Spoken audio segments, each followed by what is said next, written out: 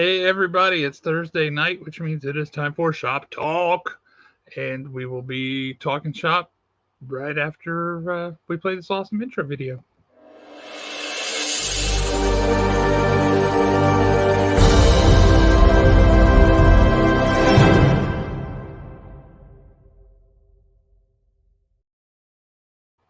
That is an awesome intro video. I love it every single time.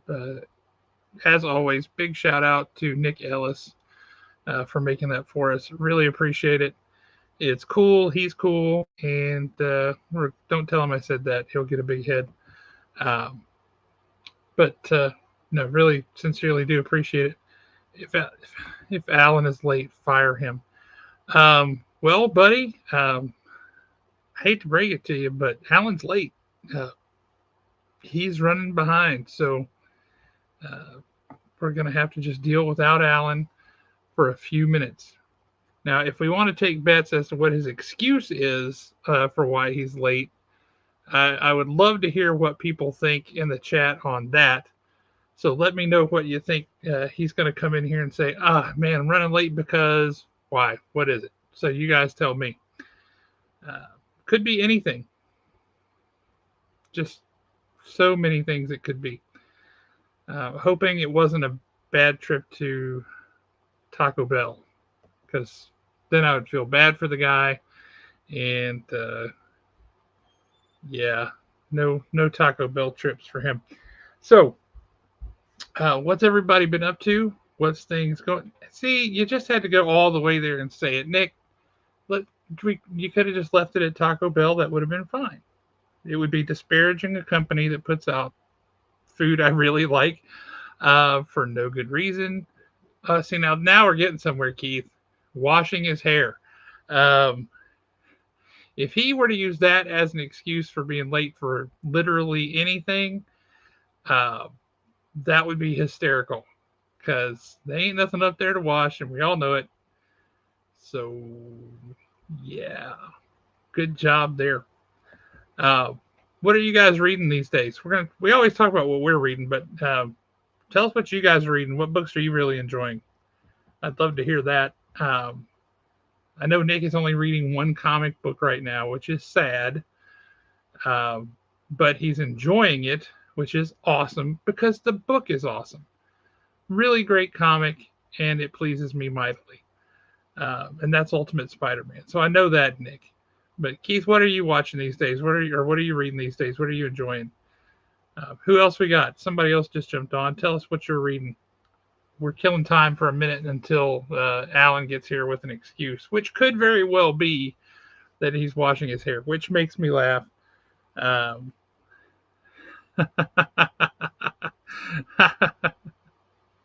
That's there you go. Yeah, why not?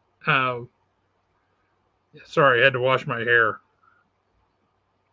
Great excuse.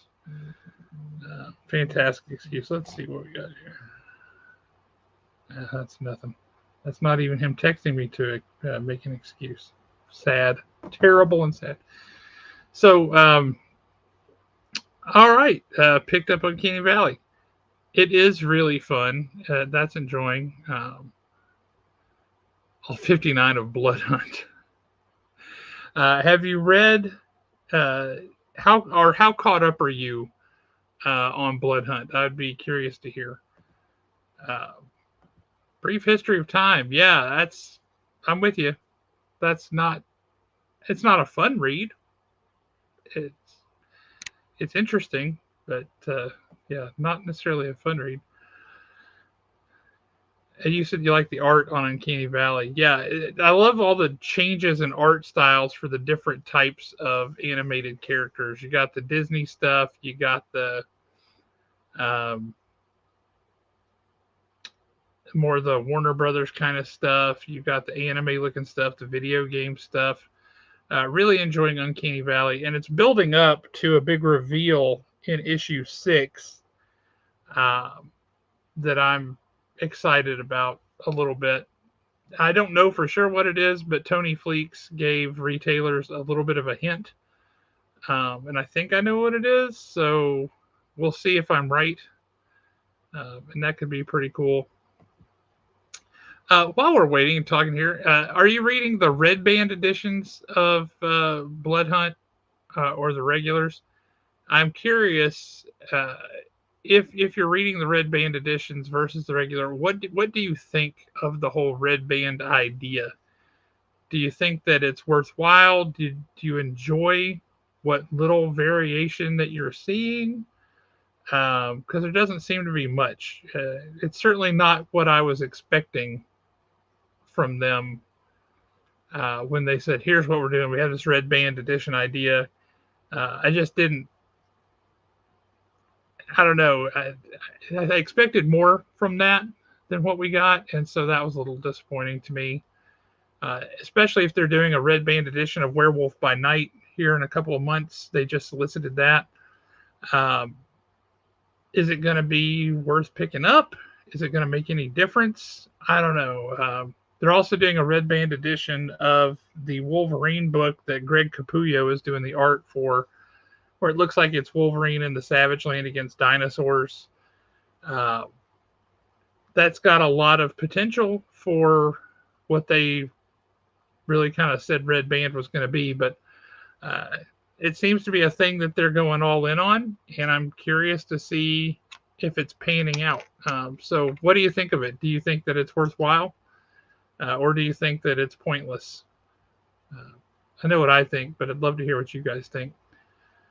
Um, Outside of that, do we want to talk a couple of recent comics and then look at some of the indie books that are coming out in previews? Or do we want to look at indie books and then talk recent comics?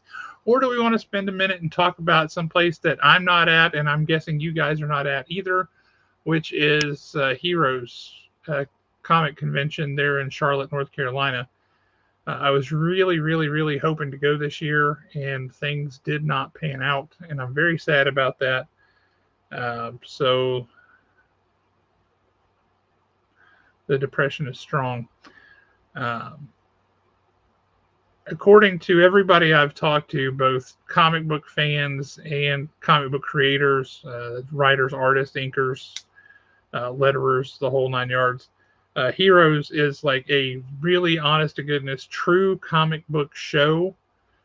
One of the few left that's really just comics and dedicated to just comics, and they all want to go there.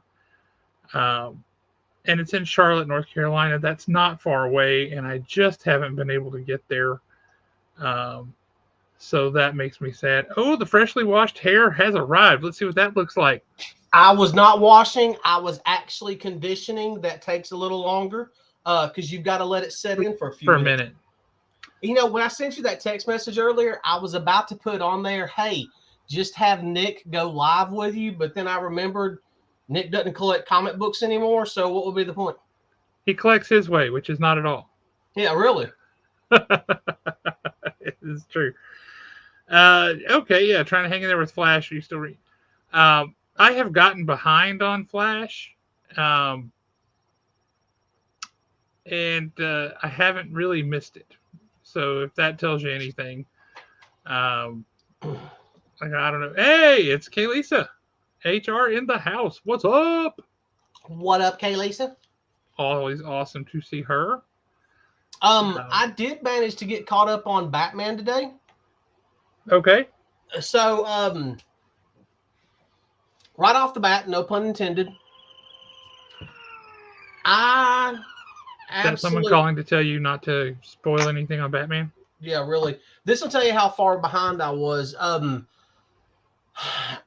I started Joker Year One last night in the main Batman story. Yep.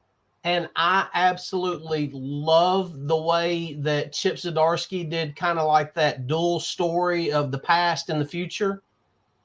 I thought that was great. I love how he brought the Night maxi series into it. I'm glad that we're finally done with Failsafe. Because are we though? Because Failsafe plays really big in Absolute Power. Really? Yep. Failsafe, Amanda Waller, Queen Brainiac, and the Sovereign. Well, let's see.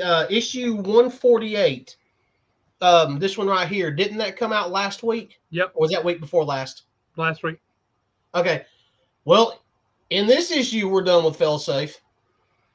The way it kind of ends, I mean, let's say we're done with Zur. How about that? I'm happy about that. Yeah, I mean, it was a cool concept. I like the way that it was done. I just feel like it kind of dragged out some. Agreed. There was some great aspects to the story itself. I'm about to make some of our artist friends mad, but I'm also going to make some of my other artist friends happy because I know they use the program. But I like in, what was it, 142, how some of the future stuff, the art was done in Midjourney or one of those programs like that, especially with like the Joker looking up through the water. I thought that was really cool looking. And I do know a lot of professional artists that do use Midjourney. I like the way that look, how it kind of, the contrast of it all. As far as Joker being trained by the same person that trained Batman, I thought was absolutely brilliant. See, I thought that was weird. I just I cannot think. Calio, Yeah, whatever that is. yeah, something like that. Someone that is into the mental aspect of mind over body the way he is, I could see that playing out. I just thought it was a really cool tie-in. And I love the fact that throughout this entire thing, Joker never calls him Batman. He calls him Bruce. Yeah, there was definitely that. That was awkward. Yeah, it was awkward, but it was fitting because it all goes back to, what was it, New 52, A Death in the Family? Or Death of the Family? Yeah. Joker's always known who Batman was. It was Yep. just never funny to him. Yep. Bruce Wayne meant nothing to him, where Batman was everything to him. And if you go back far enough, or into the Batman 3 Jokers storyline, Yeah. if you remember that, you found out at the end of that third issue there that Batman has known who the Joker was since like within a week of the first time he met him. Yep. But it never mattered to him who the Joker was because that's not who he is now. Yeah, I like and another thing that I really liked about the way Zdarsky tied off, because this is so radically different than what he did with Daredevil. I'm really enjoying that because I was kind of wondering, I mean, Daredevil, what he did there was a truly massive masterclass on long-term storytelling. But what he did here, I mean, it's completely and totally different, and it feels, I mean, on some level, it's Zdarsky, but on another level, it feels like it's not Zdarsky. It's kind of weird the way he's done it. But I like the way that he put the Bat family back together. Yeah. How he's kind of, and I mean, I literally just finished reading this book not 45 minutes ago, so it's still really fresh in my head. Especially, 147 and 148. I like the way that he kind of brought Bruce back to being Bruce again. That's the thing that's bugged me for a while is he hasn't felt like Bruce for a while. Yeah. And it's not just Zdarsky's run. He hasn't felt like Bruce almost since Tom King's run, to be honest with you. Yeah. Or at least to me, that's the way it felt. But I like the way he kind of put Bruce. It's almost like he reset Bruce Wayne himself as being, hey, we're back to family now. It's, I mean, I like that aspect of it. I kept expecting Alfred to come walking through the door at any given moment with the solution to shut down Failsafe. And I mean, as weird as it was, knowing that character's dead, I liked being on the edge, thinking I'm about to turn the page and Alfred's walking through the door. Because in my mind, I'd already figured out that Tim done hopped multiverse and went and brought Alfred from the other one. I mean, I You've still really think been that's wanting that for a while, ever since you got through that story, because that Alfred was pretty cool. I'll give you that. that Alfred was cool. But at the same time, to me, that is the Alfred that you bring back. It's not the old Alfred. It is Alfred, but it's a new Alfred, and you know he's going to do everything he can to protect Bruce like the old Alfred. Mm-hmm. You know, I mean, it's to me that's just the way that they have to bring him back because it's comic books. To be honest with you, Alfred has been dead a lot longer than I thought he would have been. Well, he wasn't supposed to be dead at all. That was the thing. Um, a lot of retailers got up in a tizzy when they killed Alfred off, and they this is back when DC still had a retailer Facebook forum, and they were like, "Dude, why didn't you tell us this was coming so we could have ordered a whole heck of a lot more because we could have sold this?" A legitimate question, right? And the response back from DC was, "Guys, just hang on a minute. Just give it a few issues. He's not just we didn't make a big deal out of it because it's not a big deal." But then the whole thing with Tom King happened, and they didn't let him finish his 100 arc run. There's 100 story or issue run on Batman. So the last 15 issues of Batman we never saw, and from what I understand, it was his intent to reveal the truth of what really happened with Alfred in that final 15 issues, and he never was on the book again, so it never happened. And Tinian just decided, well, I guess he's dead. I'm leaving him dead. I on one hand, I 100% agree with his decision just for the simple fact seeing Alfred in these flashbacks, it has made his influence even more powerful over their lives instead of him just being there all the time. That was kind of the thing that Larry Hama did with Snake Eyes in GI Joe when he did the unthinkable and he killed off Snake Eyes. Like you can't do that. He's the most popular character on this team. You can't just kill him off. And he's like, I beg to differ. So he kills him off, and I'm like, man, I was angry. I'm like, you can't. I'm not going to read this book. But what he did was he used that as a way to tell more stories about Snake Eyes than we had before, and he was able to do it by other people telling stories and remembering things that happened with Snake Eyes. By Dawn Moreno, who had uh, the whole brainwave scanner thing, her having flashbacks, uh, stories of Snake Eyes. So we got like classified files of Snake Eyes that we wouldn't have gotten otherwise. And then we also got Sean Collins out of the whole deal. Um, just really, really cool. Really well done. So sometimes you can kill a character and they're like Obi-Wan Kenobi, right? They become more powerful. Yeah, it really the way that he's done him, Alfred's become more impactful to their lives. And I've really enjoyed that, but at the same time, we got to get the billionaire Alfred from the other multiverse moved on over. I mean, it's time. I mean, it's I saw something on Facebook today where and it was on one of the comic book pages that I follow, but it was a scene where it was just like one page where Batman comes through and he's yelling at Alfred, "Where is he?" Talking about Dick Grayson. You know, basically he went against orders, and Alfred is like, no, look, he did what had to be done. He saved someone's life.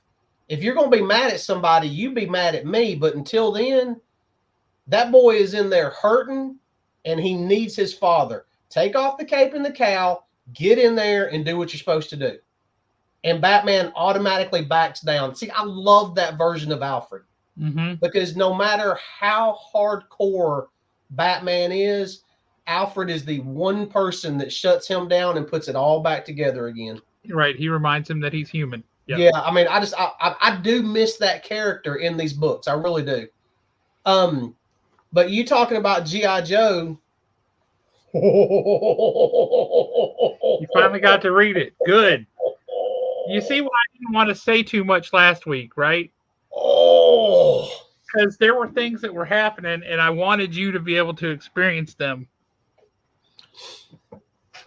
I love what they're doing because in the main continuity, you expect to see all the Joes.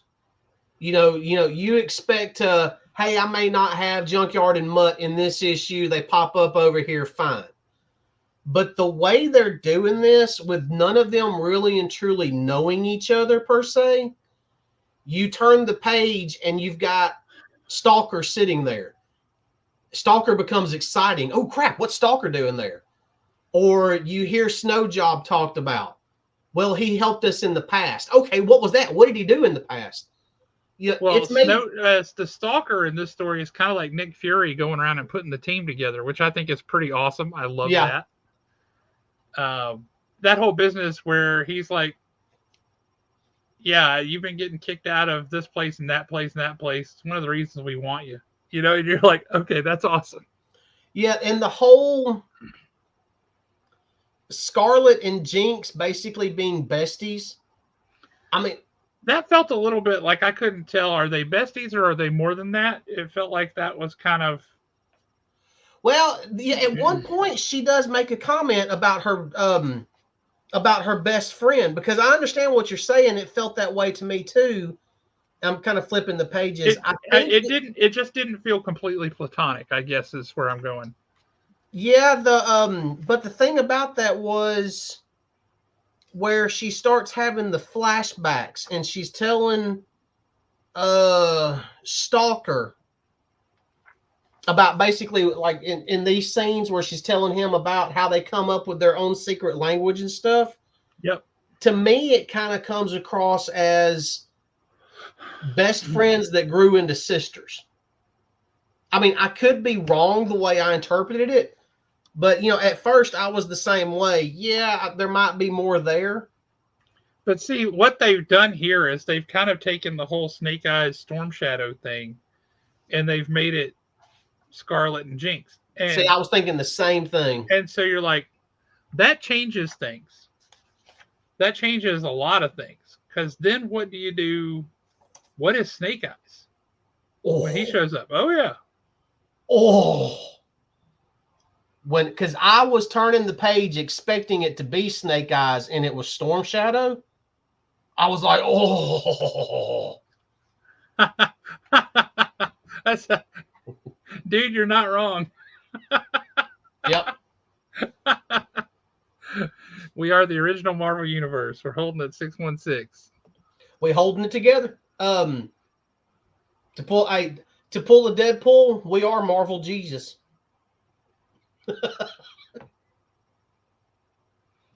Speaking of which, are you excited for the Deadpool movie or no? I am very excited for the Deadpool movie.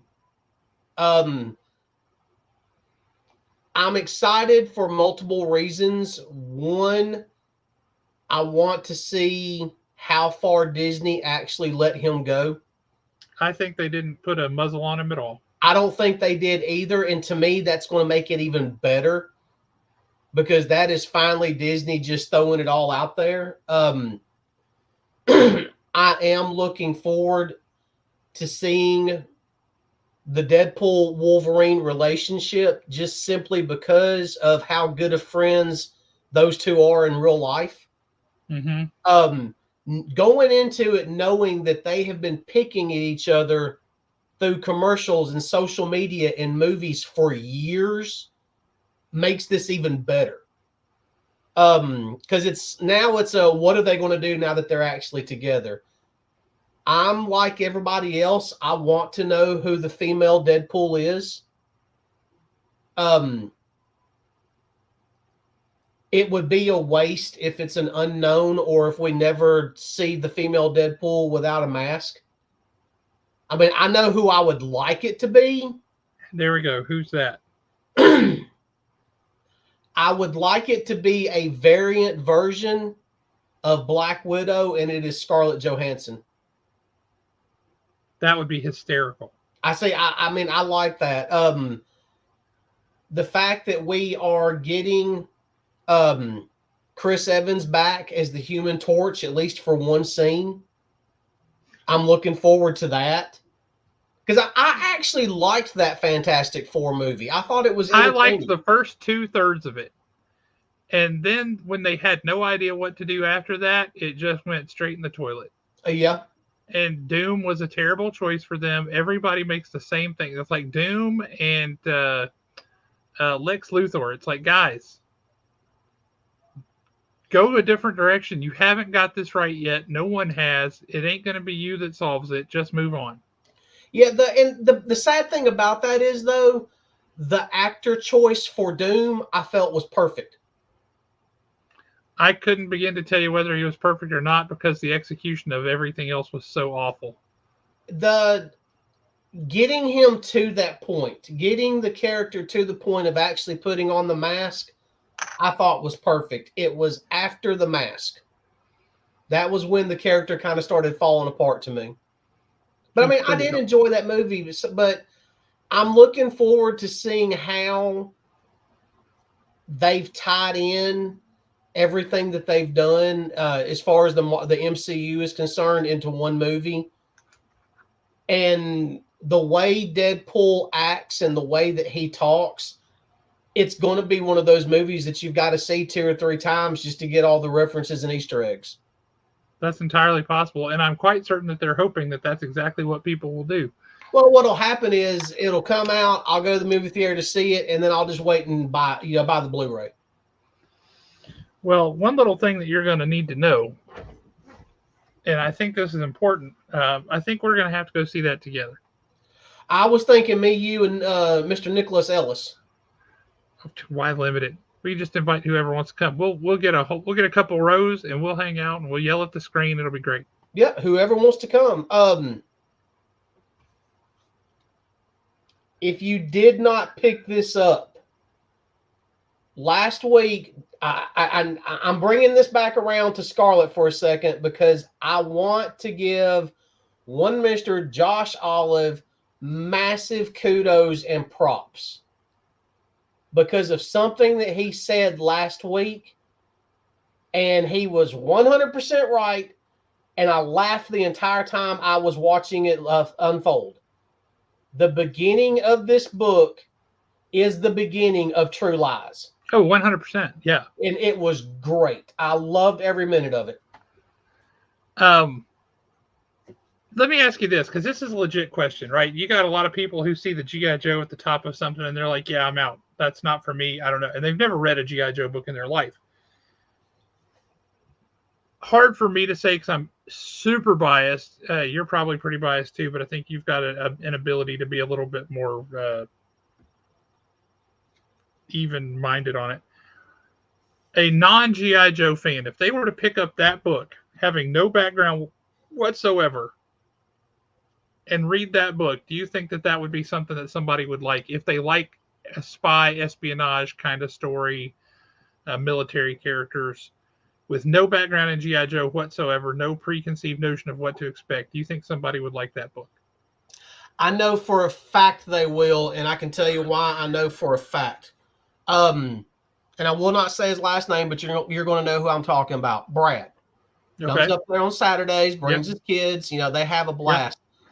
Brad and I have been talking. This is Brad's first adventures into comics.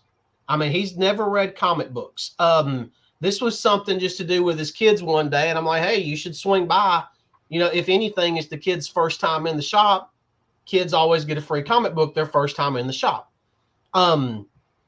Brad has never read a comic book. He liked The Punisher because I told him. He was like, I picked up this, and this, but I didn't understand what was going on. And I'm not making fun of Brad. Tomorrow at work, I'm going to make How would he know what was going on? Yeah. Comics can be really difficult. I mean, and this is literally watching someone get a true crash course and introduction into comic books. And keep in mind, I love Brad to death. For someone who's not in our world, a lot of people don't even understand what these numbers mean up here. Well, sure. How would they? So, I mean, he was like, well, I picked up this, and I'm like, okay, well, what issue number was it? And he was like, how do you tell that? So we kind of navigated those waters. He enjoyed The Punisher. Duke come out, and he read Duke, and he enjoyed every single issue of Duke. Because Duke was awesome. Okay, so here's the thing about that. He's never read a G.I. Joe comic book. Brad is in his 30s. He's never even seen a G.I. Joe cartoon. He did not Poor soul. He did not grow up in that era, so he is truly a clean slate going into these books, and so far he's loved them. I mean, he's thought they were really good. So yeah, so these are his first exposure to these, and he's finding the stories compelling, the characters interesting.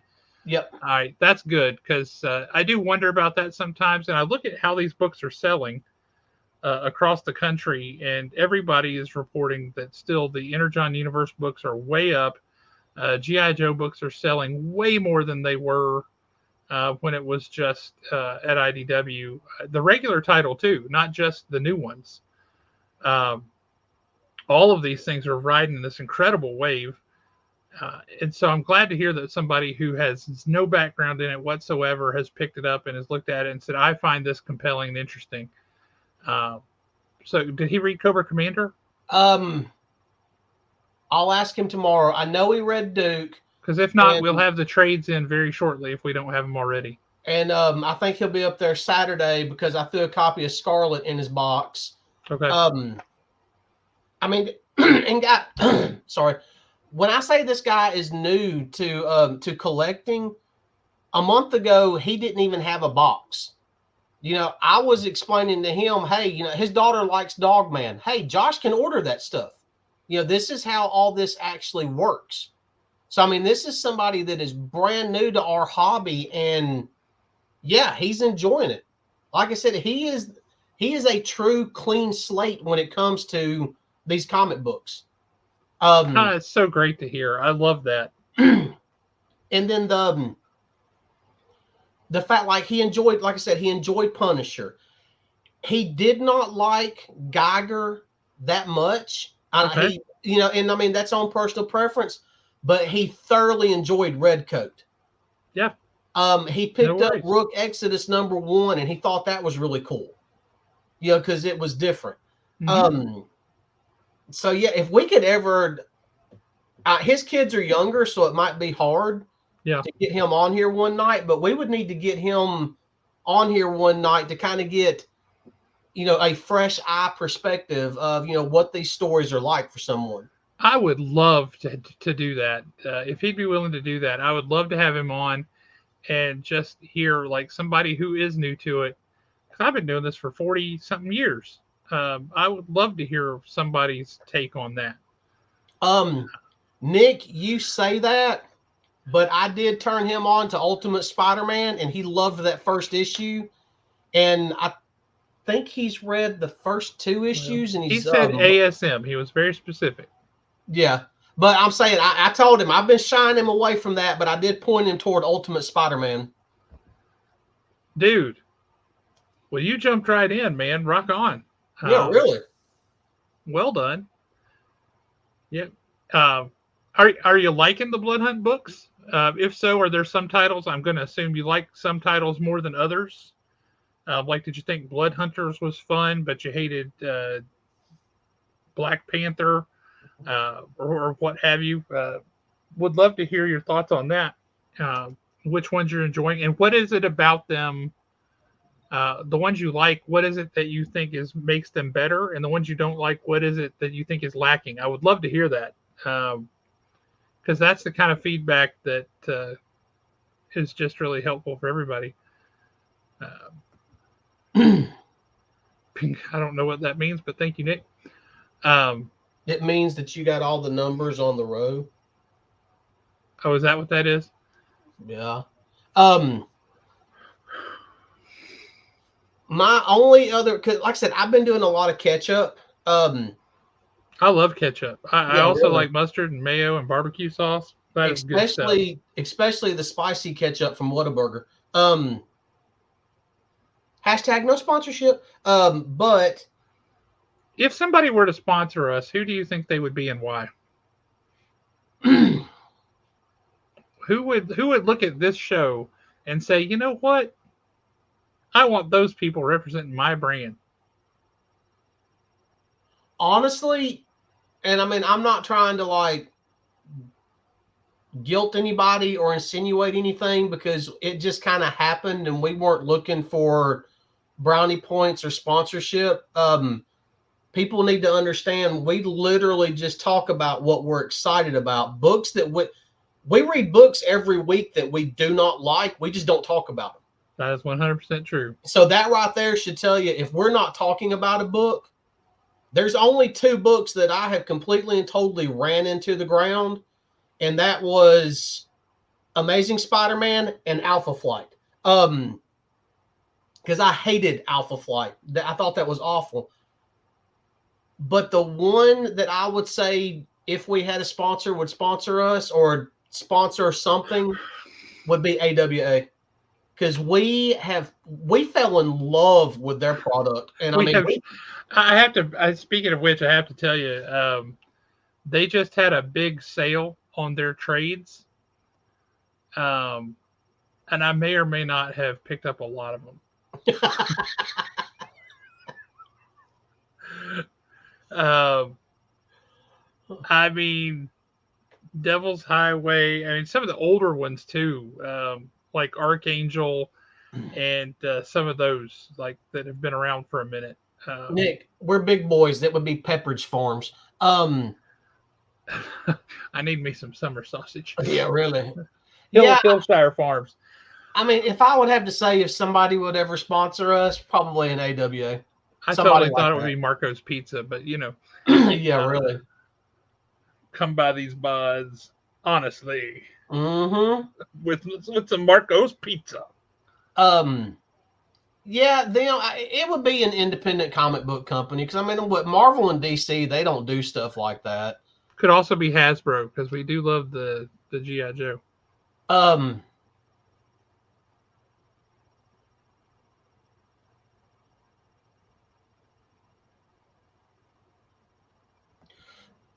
so when you do that, do me a favor.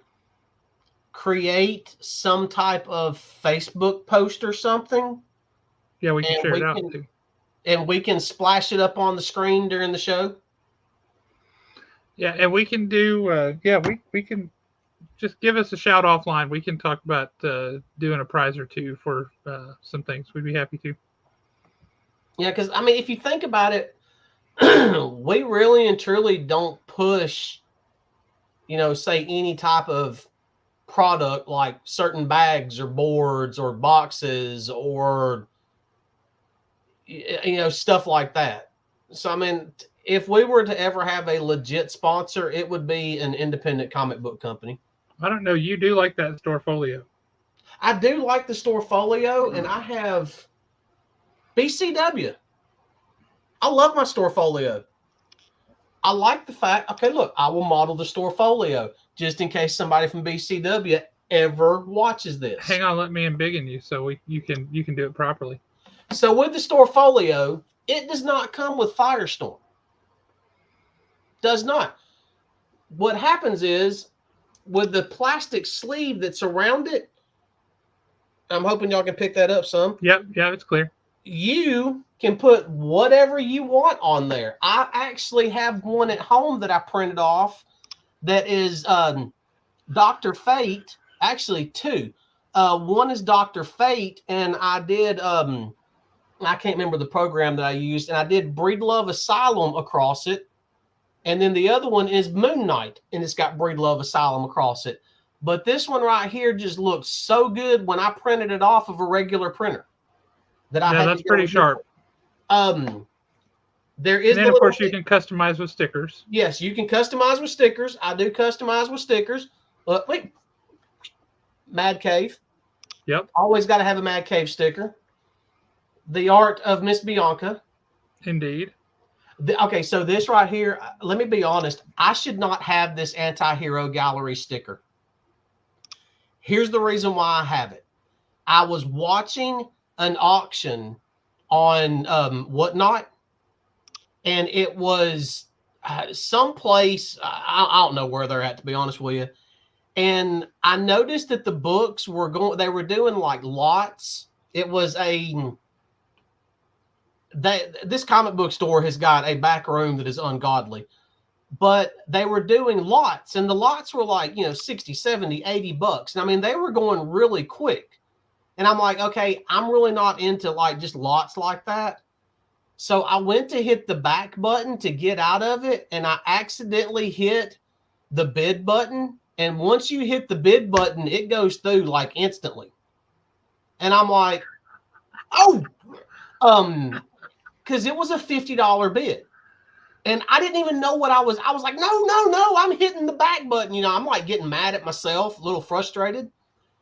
And I ended up bidding on like a buttload of World's Finest from like the 70s. And I'm like, okay, That'll somebody, buy you a bunch of World's Finest from the 70s for sure. yeah, I'll have to look at them. They might even been some of them that was earlier than that.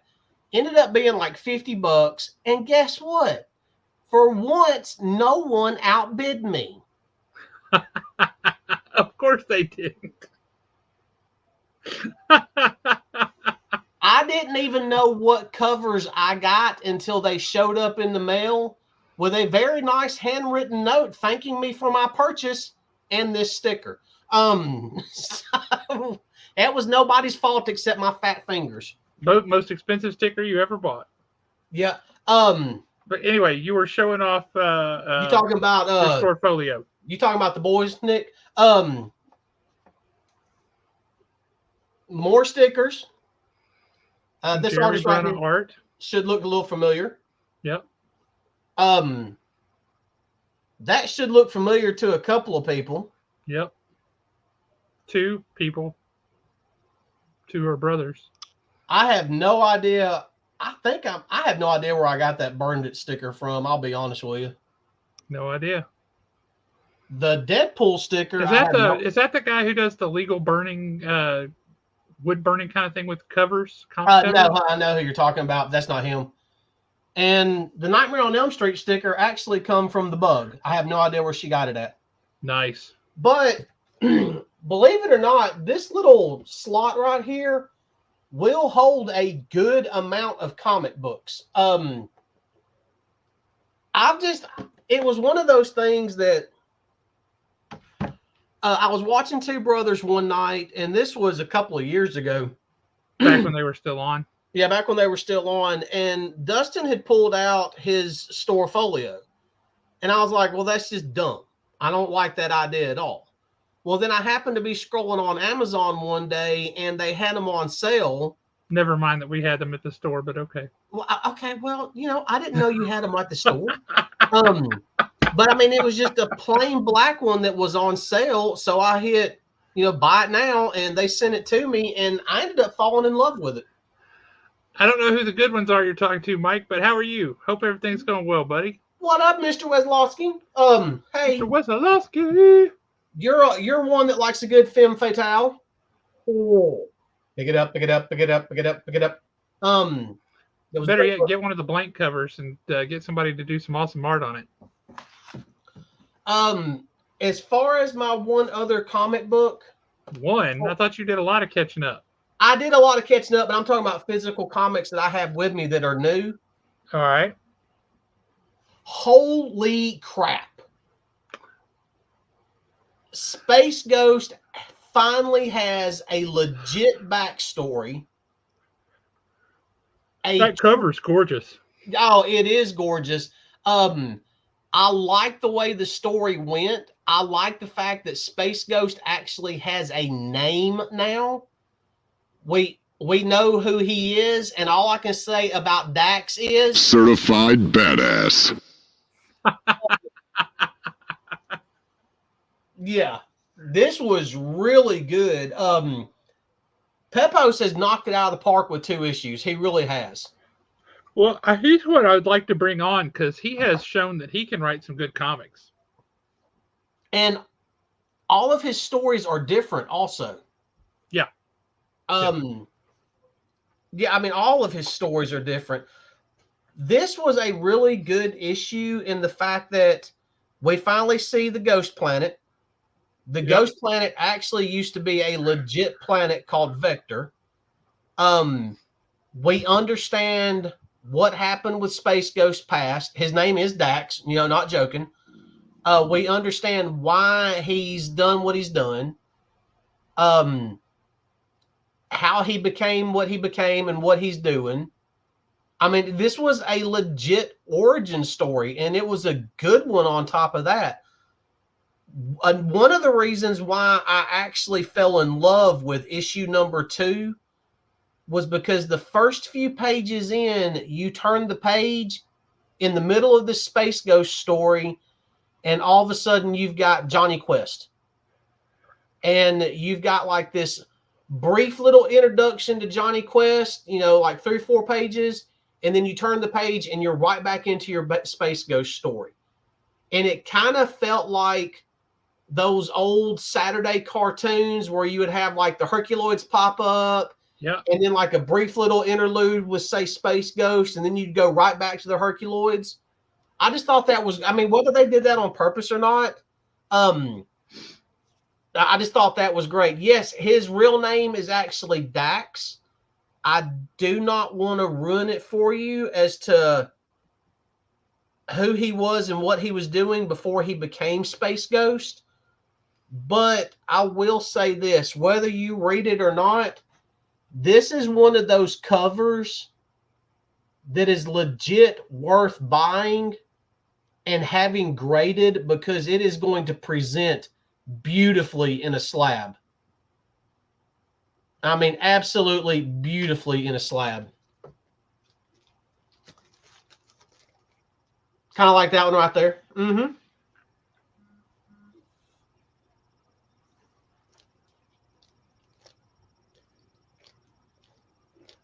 Sorry, this is just me being happy.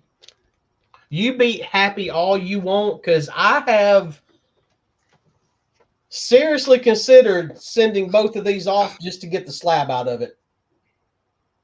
But it's one of those things where they're brand new, and if they don't come back 9.8s, I'm going to be so mad that I'll never send anything off to get graded again. Or at least I say that now. It's the risk you run. In Big and Me, if you would, I got a couple things. I'm going to guess you have not read this. No, I have not. Well, you should.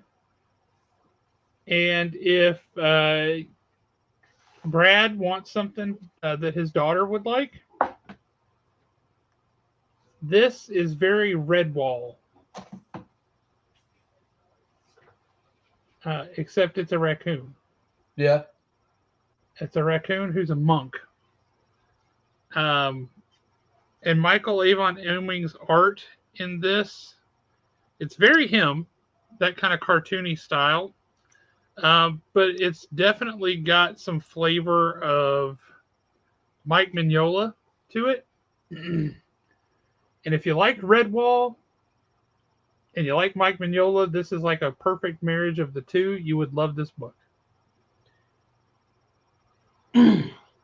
So yeah, tell Brad. We'll point Brad to it. We think we still have a copy or two left, but really, really good book. All right. This one, not the cover I chose, but the one that I got. This is the size of a trade. It's enormous.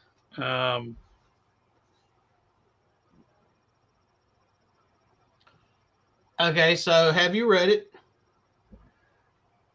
Having not read the X-Men in forever, I can admit that I gave it a thorough skimming. I mean, you have pages like this.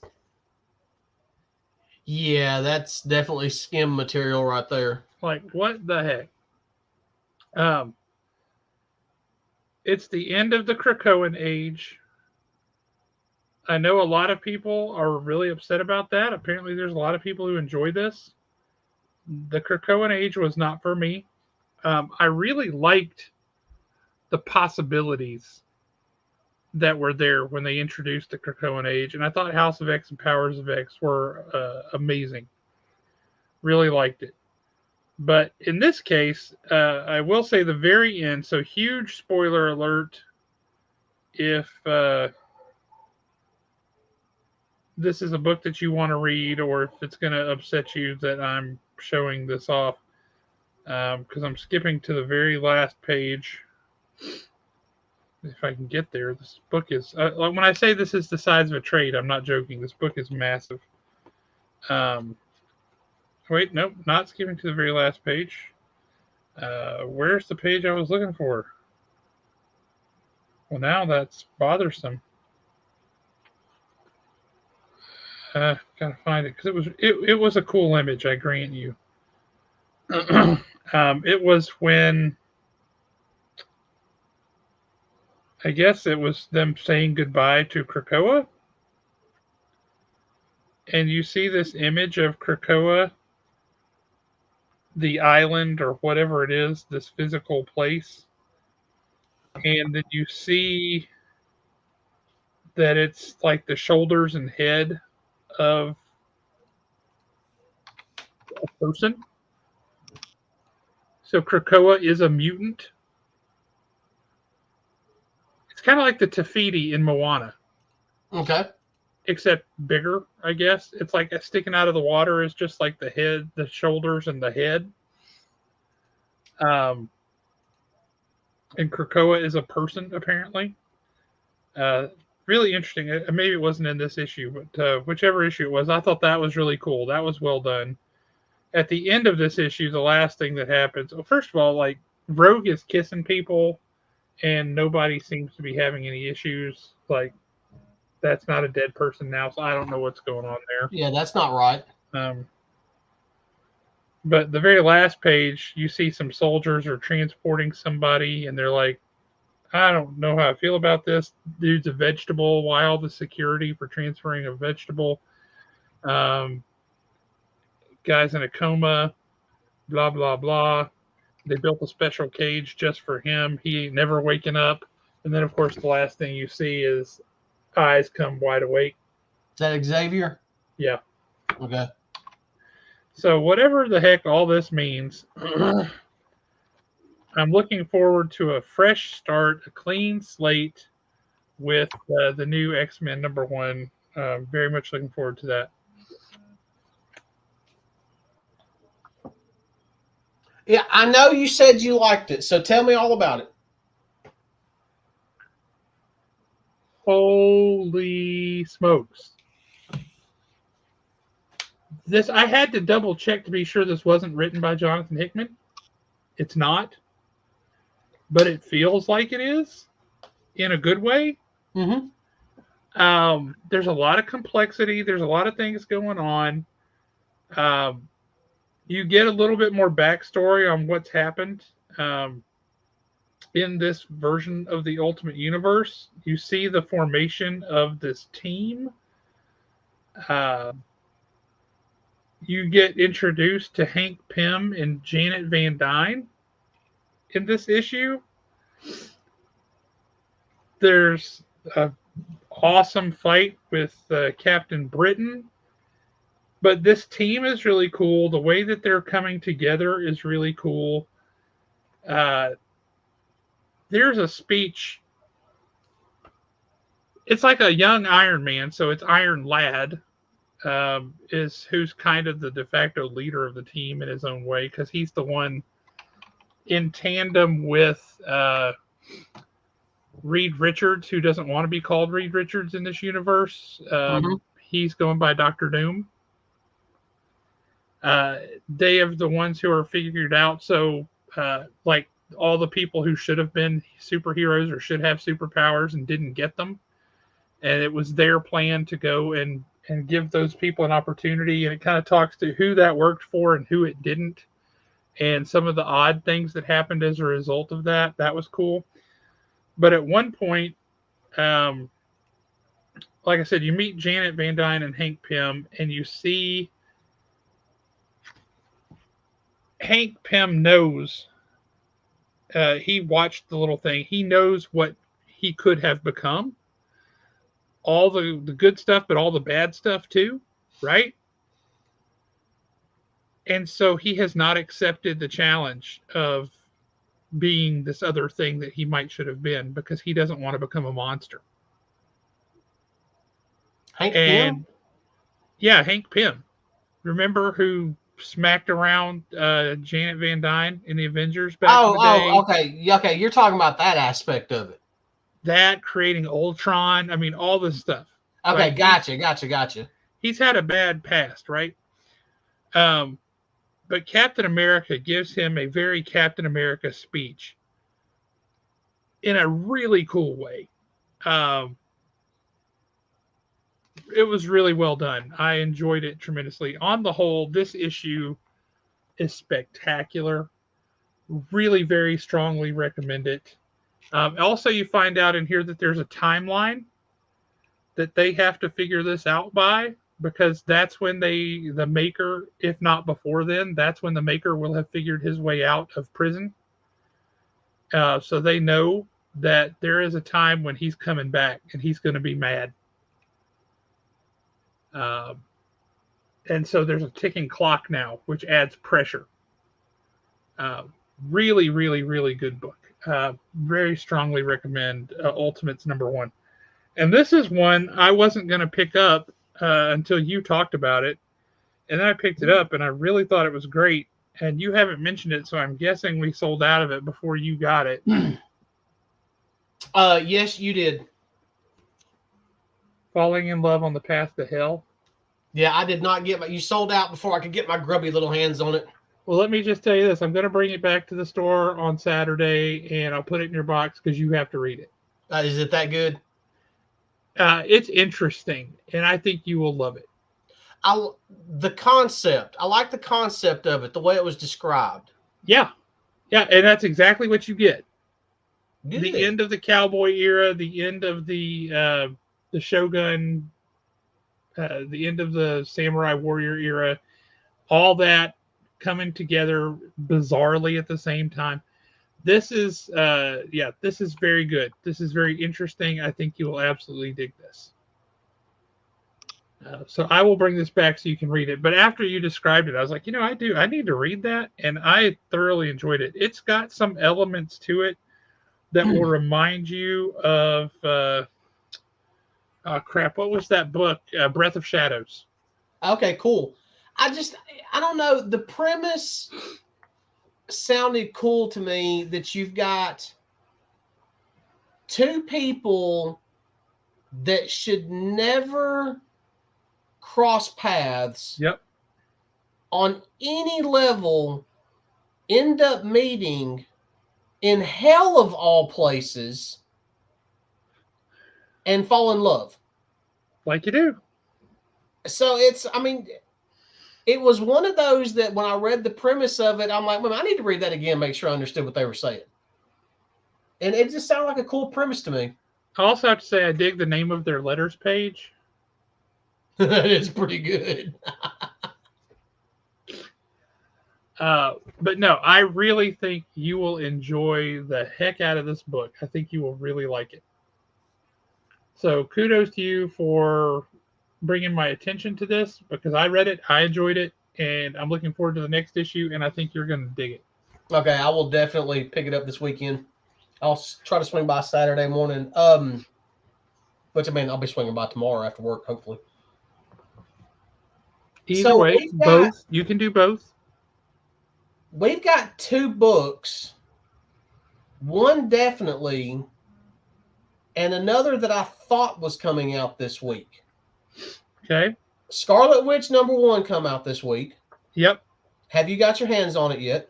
Not yet. Okay, and I thought Destro was coming out this week. That's either this week or next. I will say I got a text from Tom. We don't open until noon, right? Yeah. I got a text from Tom at like 8:45 this morning that he was at the shop and he read Destro #1. I was like, dude, you got there 3 hours before we opened so that you could read Destro #1. You are dedicated. And you know what? I can't say that I blame him. No, I can't either. But I'm very much looking forward to reading Destro. I'm not going to lie. That is way high on the list of books I want to read because the way Cobra Commander ended with that relationship and the way that Destro was in the Duke series, Yep. I'm really looking forward to seeing Destro step up and take his place as a preeminent character here in this universe because he ain't no slouch, and I love when they do Destro right. Okay, so you just made a comment. It's actually one word in your comment, and it's something that you and I knew we were going to have to talk about sooner or later, but you triggered it right now. Universe. So we have the Energon universe. Yep.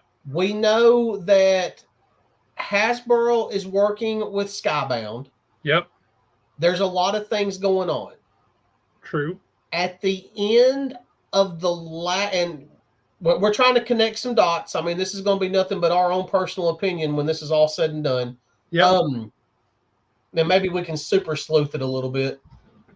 At the end of the last Transformers movie, he gives him the card and it's got the G.I. Joe emblem on it. Then you see the doors open and boom. We basically see whatever it is we see. We see equipment and everything else. If that is truly the beginning of the movie universe that they're going to try to put together,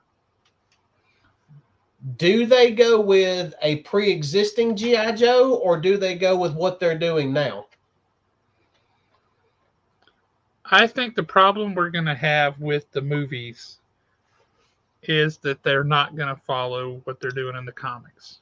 If they followed what they did in the comics and they just told a cool story about a dude named Duke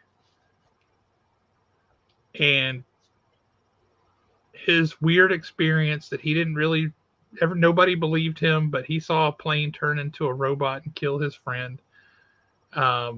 And his revenge, his desire for revenge on these robots. And you don't get a direct sequel to that. You get this weird story about this Cobra Commander guy.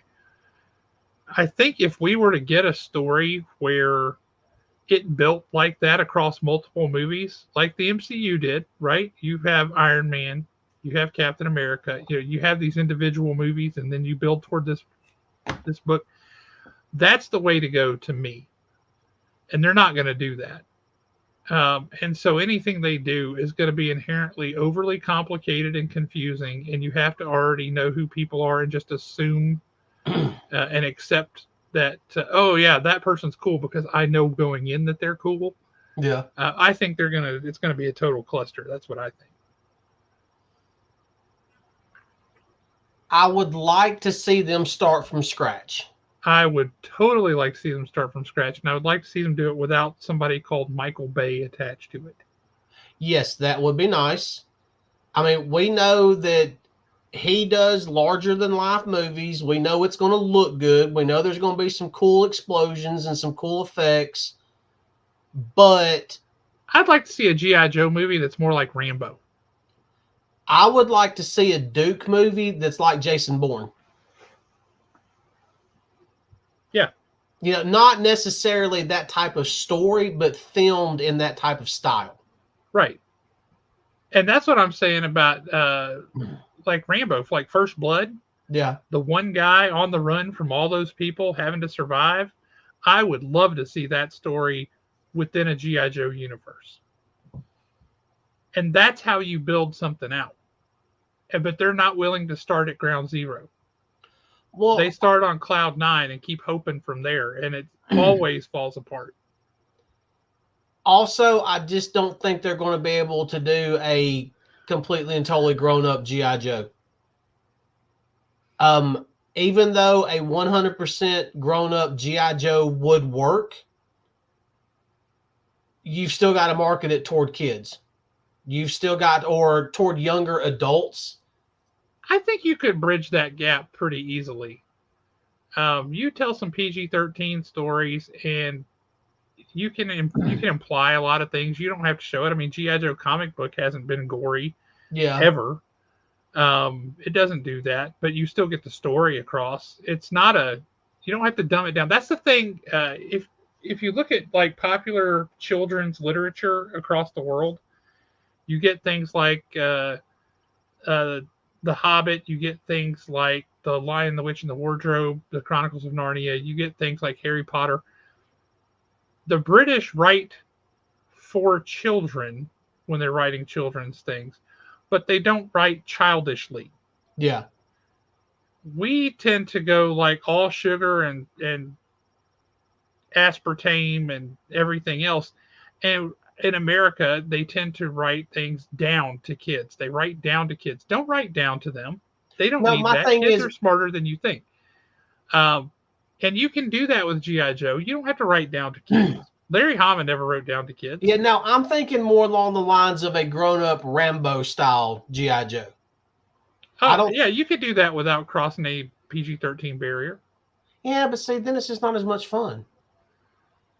I think it's twice as much fun because you can watch it, you can go see it with your kids, and then you can have uh, the the director's cut later. Now, okay, now you're talking. Give me the director's cut because it would be awesome to see this version of Duke screaming into a microphone. They drew first blood. Yeah, I would love to see. I just watched Godzilla -1, by the way. Have you seen that? Have not seen it. It's on Netflix. You can go into the language settings and watch it in the original Japanese and have English subtitles. I strongly recommend that. Um, when they made that movie for 15 million bucks,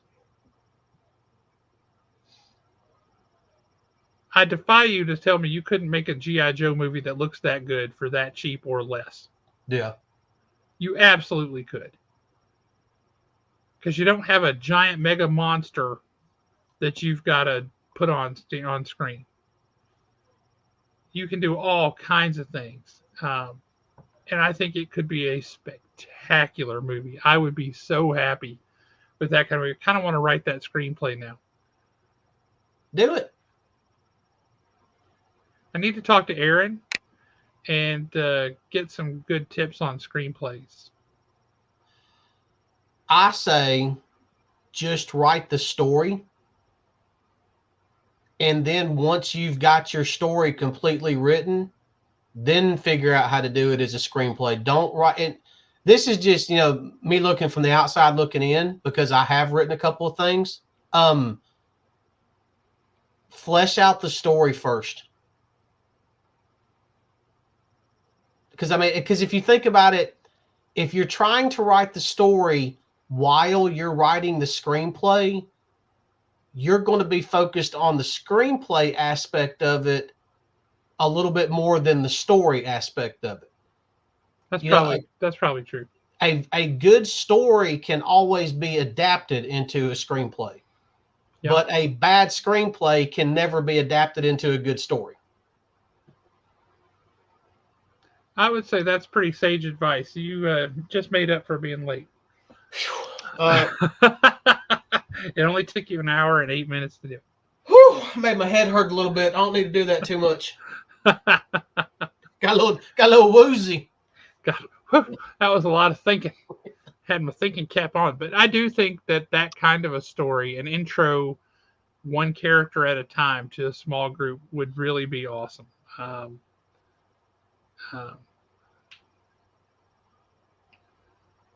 Well, yeah, that's true. The black Spidey suit was just some dude who sent in a letter. He ended up getting paid $200. And that was unfortunate. Yeah, very unfortunate. Because they sure have made bank on that. Yeah, that $200 was money well spent because that was 220. Is that it? 220? Yeah. That 220 was money well spent because it pretty much made its way into pop culture history. That's a true statement. Did you bring the comic cam? Do you have your previews? I sure did. That's why I was over here trying to get everything set up. One thing right quick. I got caught up on Daredevil. Awesome. Are you completely caught up on Daredevil? I'm 2 issues behind, but that's okay. Tell me what you want to tell me. I'm going to read it regardless. I absolutely love the fact, and it's different, that we find out that the 7 deadly sins that he's fighting are his own personal 7 deadly sins that he brought out of hell with him. Oh, I like that. That was such a cool twist. That's a cool revelation. I like that. Yeah, that was great. I like that we saw the white suit again. Yeah. The might as well say the cameo, because that's pretty much what it amounts to, is a cameo by Doctor Strange. Yep. Basically unlocking all of his memories and taking him up to the point where he can actually walk through the door. Right. I thought that was great. And I love the fact that not only did he walk through the door, he had the revelation of the 7 deadly sins. He's got, ooh. What? If you're 2 issues behind, something happens that I don't want to ruin just yet. But the fact that he does talk, he's talking more to Elektra. Okay. We're getting more of Daredevil back. It's like the more he fights these 7 deadly sins, the more he's starting to come back to being Daredevil. That makes sense. But they are not leaving Father Matthew behind. Good, because I like him. Yeah, Father Matthew, and I know this sounds weird because they're the same person, but Father Matthew has been just as an important character as Daredevil, and a completely and totally different character on some aspects. The way the last issue ended was great. I think we should be getting the next issue, in another week or two? Yeah, it's coming pretty soon, yeah. Giant Size Daredevil comes out today, or come out yesterday. And it introduces a new character. Oh, does it? Yeah, it's a first appearance of some character. I forget who, but okay. There's a little bit of spec people like, ooh. The spec people are always going to do that. The one thing about Daredevil that I thoroughly enjoyed, what is his name? The writer. Oh, man, if you hadn't said it. Ahmed? Do what? Is it Saladin Ahmed? Yeah. Saladin Ahmed, yeah. Something that it seems like he's definitely brought it over from the Chip Zdarsky line, arcs, is like Daredevil walks into a room and he knows there's somebody in there, and he knows there's somebody in there that could possibly kill him. And he's trying to figure out like how they actually got this close to him without him, sensing them coming. Mm-hmm. And as he's going through the door, one other scent hits him, and it completely and totally changes his entire demeanor, because the scent, I believe it was the scent of lavender is what hits him. And he knows that it's Elektra, and he associates the scent of lavender and Elektra with the feeling of love. And that's cool. He even talks about how much he still, in a roundabout way, he even talks about how much he still loves her. Awesome. He has done a phenomenal job. He really has. And I was worried to death about Zdarsky leaving, losing sleep over it, cold sweats. Well, we both were, because Zdarsky was awesome. But yeah, Ahmed has done a fantastic job with it. And it feels like what a Daredevil comic book should feel like. Oh, before I forget, because you made me think, God, what would happen with G.I. Joe if Larry Hama decided he didn't want to do it or whatever? And I pray that day doesn't come for a long, long time. But that made me think G.I. Joe, the Kickstarter for the omnibus, or compendiums rather, just crossed the 2.1 million mark. Funded in 6 minutes. And the 2.1 million. Now we are sponsoring, or we have pledged that at the retailer level, which gives us access to all the printed things. So if folks want to order the special compendium set, you have to choose G.I. Joe or Cobra. It's the same material on the inside, but the outsides are very, very different. Those sets are $300 a piece for 4 compendiums in a boxed set that is really slick looking. I don't blame you a bit for going, wow, that's a lot of money. It is. But then if you have to make up your mind between the G.I. Joe set and the Cobra set, like how do you do that? It's a real nightmare from that perspective, but gorgeous, absolutely gorgeous. And they just did a little mini interview with Larry Hama about issue 109, which is the issue where the Saw Viper killed off nine different Joe figures, or nine. They didn't kill figures, but 9 different Joe characters, including Quick Kick and Doc and Crazy Legs and a bunch of others. Just amazing. There you go. There you go. What's going on? Everything on my screen just disappeared. Don't know what happened. Where'd everybody go? That's what I was trying to say. There you go. You got it, Bill. But yeah, I'm excited for it. I think it's going to be fantastic. So really, really excited for that. Great piece of junk. Trying to get the comic cam set up now for people that cannot go the $300 route for the complete set. Don't the individuals start coming out in October? Yeah, September, October, something like that.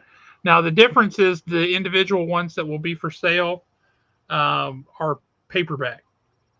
They're soft cover. They're not hardcover. Oh, okay. But again, same material inside. It's for what you call it, 4 volumes.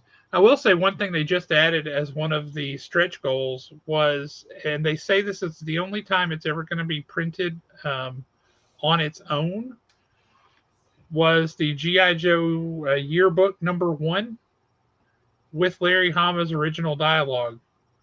Just like they did G.I. Joe #1 reprint with his original dialogue that Marvel editors had cut some of it out. So yeah, that's pretty cool. What you doing there? You look like you're trying to. I'm trying to see what the best angle is going to be for this. I don't know. We need to get you a stand so that you can just lock it in. I was going to try to set all that up this afternoon, but you know what happens when we make plans? You have to wash your hair. No, life happens when we make plans. So I was doing like a lot of last minute trying to get some stuff done before I come rushing to do this. So yeah, I'm hoping that next week, because I've got one of those ring lights to record videos, and I've got all that stuff. And I think I have a stand that will work. I'm just going to have to kind of maneuver everything just right in here. So that way you're not seeing me with my phone like this the entire time. Right. Understood. But yeah, I think I can get it set up fairly easy. All right. Well, let's go to the comic cam. You ready? Comic cam. Nick, we need a special video for this. Comic cam, engage.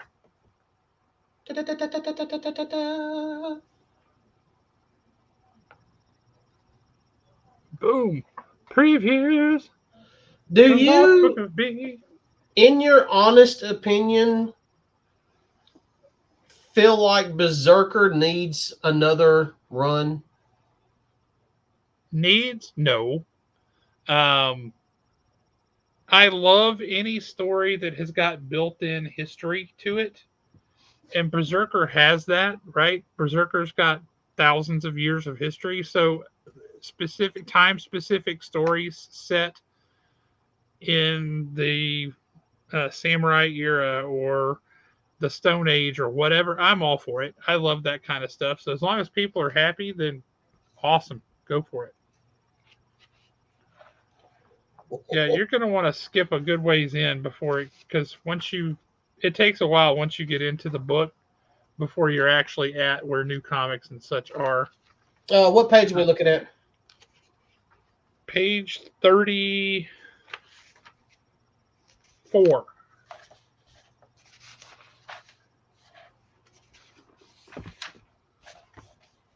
All right. I like her shirt.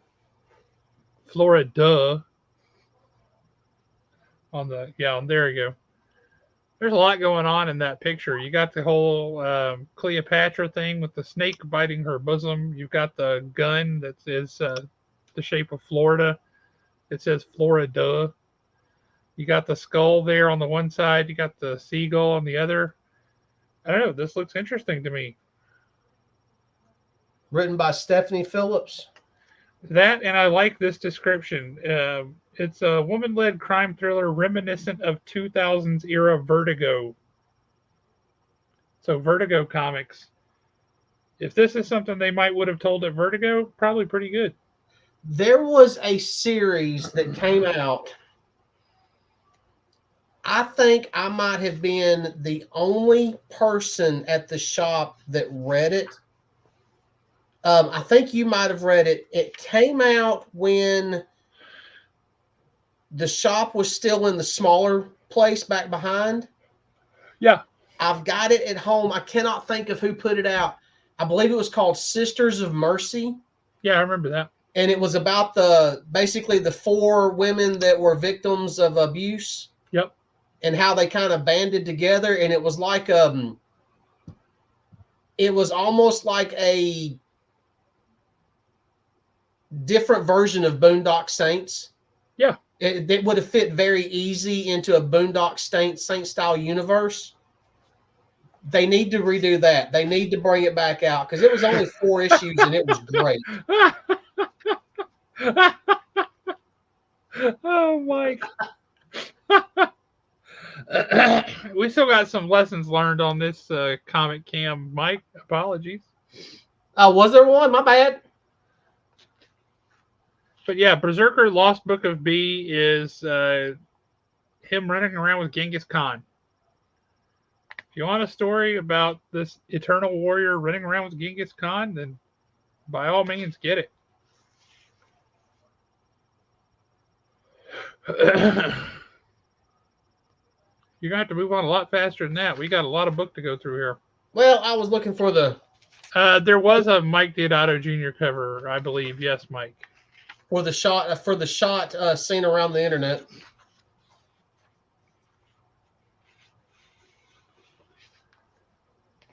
What do you think about Sir? It looks very manga to me. I'm not.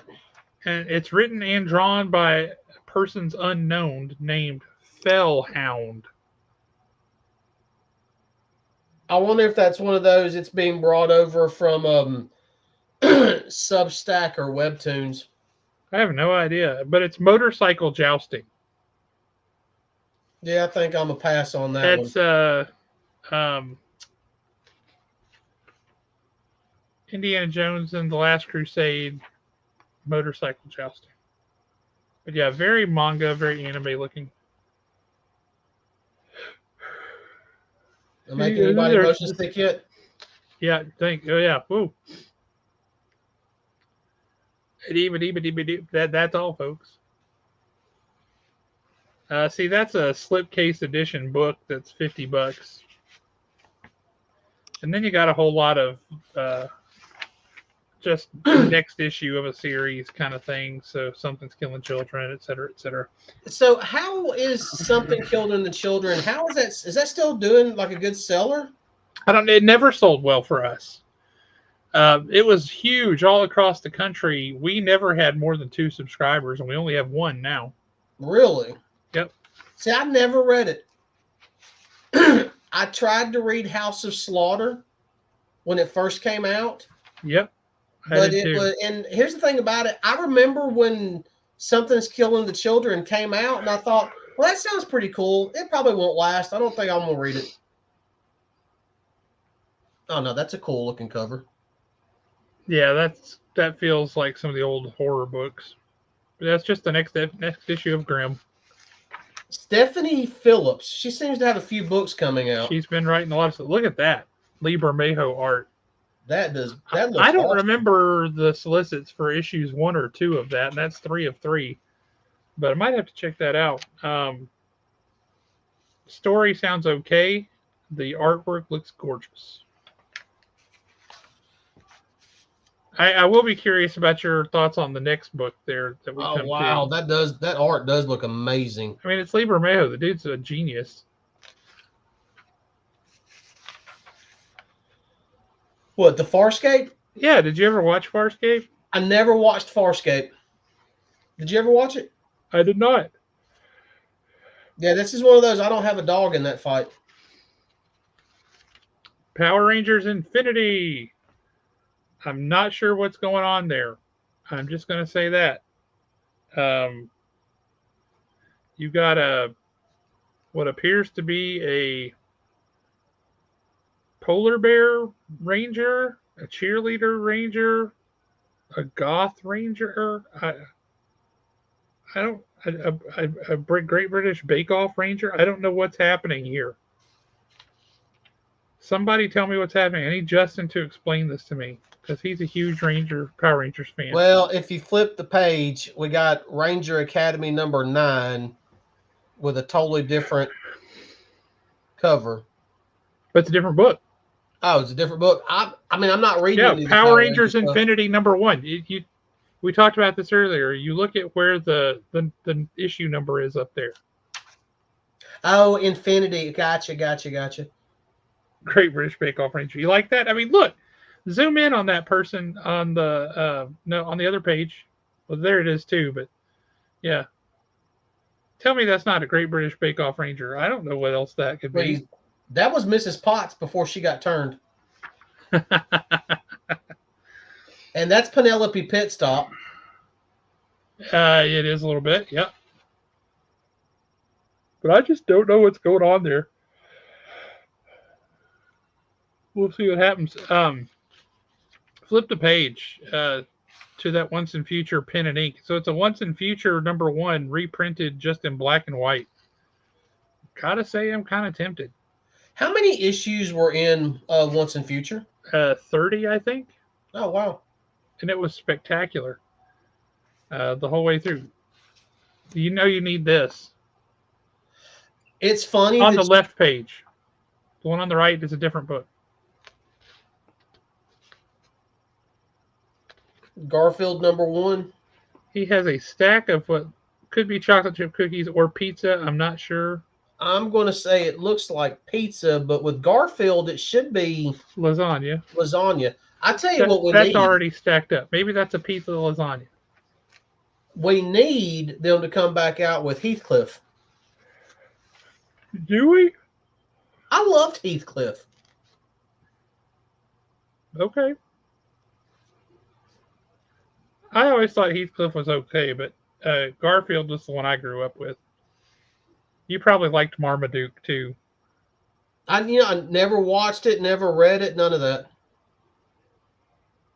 Hey, and guys, we're still experimenting with the Comic Cam. If y'all see something that y'all want to talk about, Mike Weslowski already saw something he wanted to talk about. Y'all shout it out. I mean, what kind of... Did you see this Hello Darkness book? I think you've skipped past it now. It's a anthology book with stories by Garth Ennis, James Tynion, and Andy Lanning. With art by Becky Cloonan. I don't know who Werther Deladera is, but Trevor Hairsine? Are you serious? That's probably going to be interesting. Is it too late to get issue number 1? Hadn't come out yet, so no. Okay, well, I mean, I'll give issue number 1 a shot, and then we'll see. I do like, some people don't like anthologies. I do like them because with an anthology series, going into it, you're not about to invest 10 years of your life to get the full story. Right. A lot of anthology series, you're just going to get it, one-shot style, and then we move on to a different one. And I do like that. That's a true statement. What do you think about that Uncanny Valley cover where he's being erased? That is a great cover. And I don't know. I think there's still copies at the shop of Uncanny Valley. There are quite a few. We ordered a whole lot. If you have not read issues 1 and 2, you are truly missing out. They are fun reads. It's a fun book. In the comments right at the beginning of the show, somebody, and I forget who it was that said it, but somebody said they read Uncanny Valley 1 and 2 and really liked it. Hey, so out of the folks watching, and even if you watch this at a later date, you can make comments on the video. I mean, I keep up with the comments and I try to, respond to all the comments that I can. Anybody reading these Dune books? Because I always seem to be missing the boat on them, and I love Dune. Well, they have trades for all that stuff, I know, but have you ever taken a good look at it?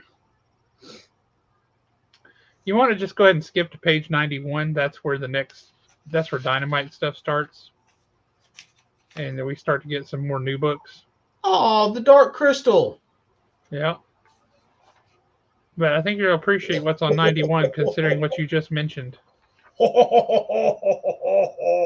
Just turn the page. I am looking forward to Johnny Quest because this. Keep turning the page. Get to 91. What? I'm at 95. Oh, you skipped forward. Okay, go back to 91. Oh, that looks so good. So good. Show them that cover on the left. It's the whole page. There you go. I'm getting there. I'm building suspense. Is that what it is? So if anybody is curious as to what Johnny Quest is going to be like, I can tell you already that it is going to be good. And the reason why I can tell you it's going to be good is because I read this book right here. Space Go. And you get, I believe it's a 4-page preview. Sneak peek, yep. And to be honest with you, the 4-page preview of Johnny Quest, it felt like the cartoons and like the old cartoons. Nice. And I really did like that. I even like the Johnny Quest cartoons that they came out with in the 90s, late 90s is when they did that, or mid 90s. Yep. Where they updated them some. I thought those were great. I really enjoyed that. So yeah, I'm looking forward to Johnny Quest. I really am. Well, that's a great cover too. Zim zim zalabim. Yeah, I was a Johnny Quest fan back in the day. I'm picking up on that.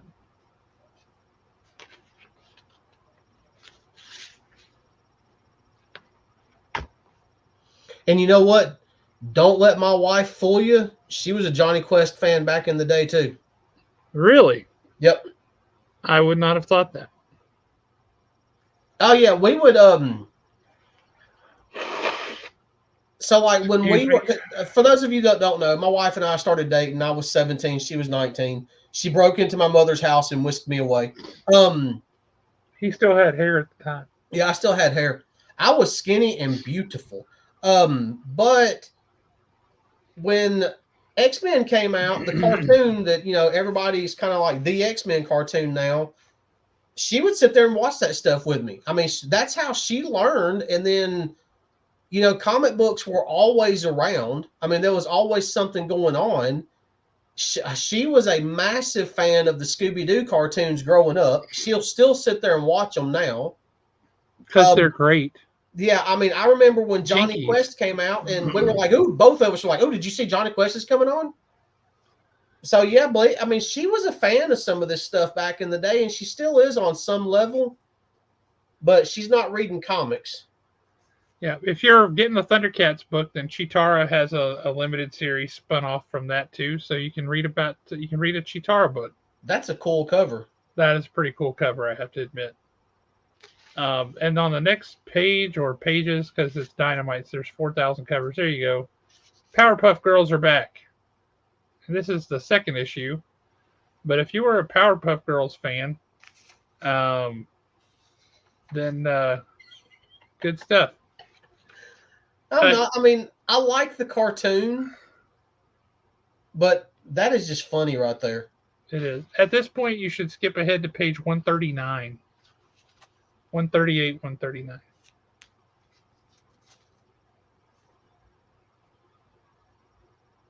And I'm not going to show, but for those of you that know the how do you say his name? Lucio Perillo. Yeah, Lucia Perillo. He is absolutely killing some Vampirella covers. Yes. His art is beautiful. Yeah, agreed. Huge detective. Yep. They say it's Chinatown meets the BFG, the Big Friendly Giant. I just didn't get into that.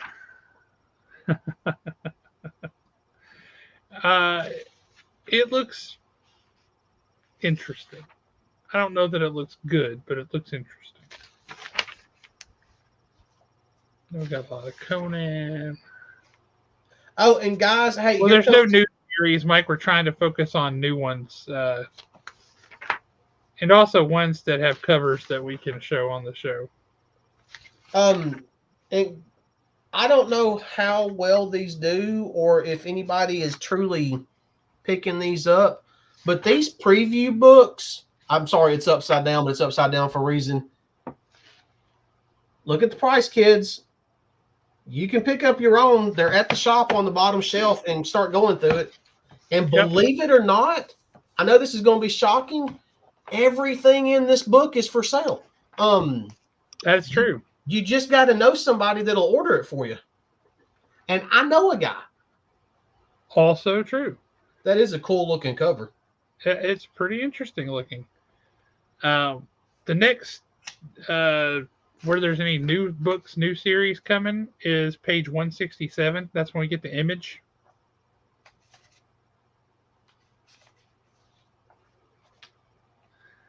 Now, because Diamond is mad at Image for jumping ship and moving over to Lunar, they only get little pictures. But some interesting looking books. Now look, see this right here? Cal. Yep. It's going to be a mini series. And for those of you that know. Well, it's written by Kyle Higgins. It's a particular show that a particular character of a different comic book enjoyed watching.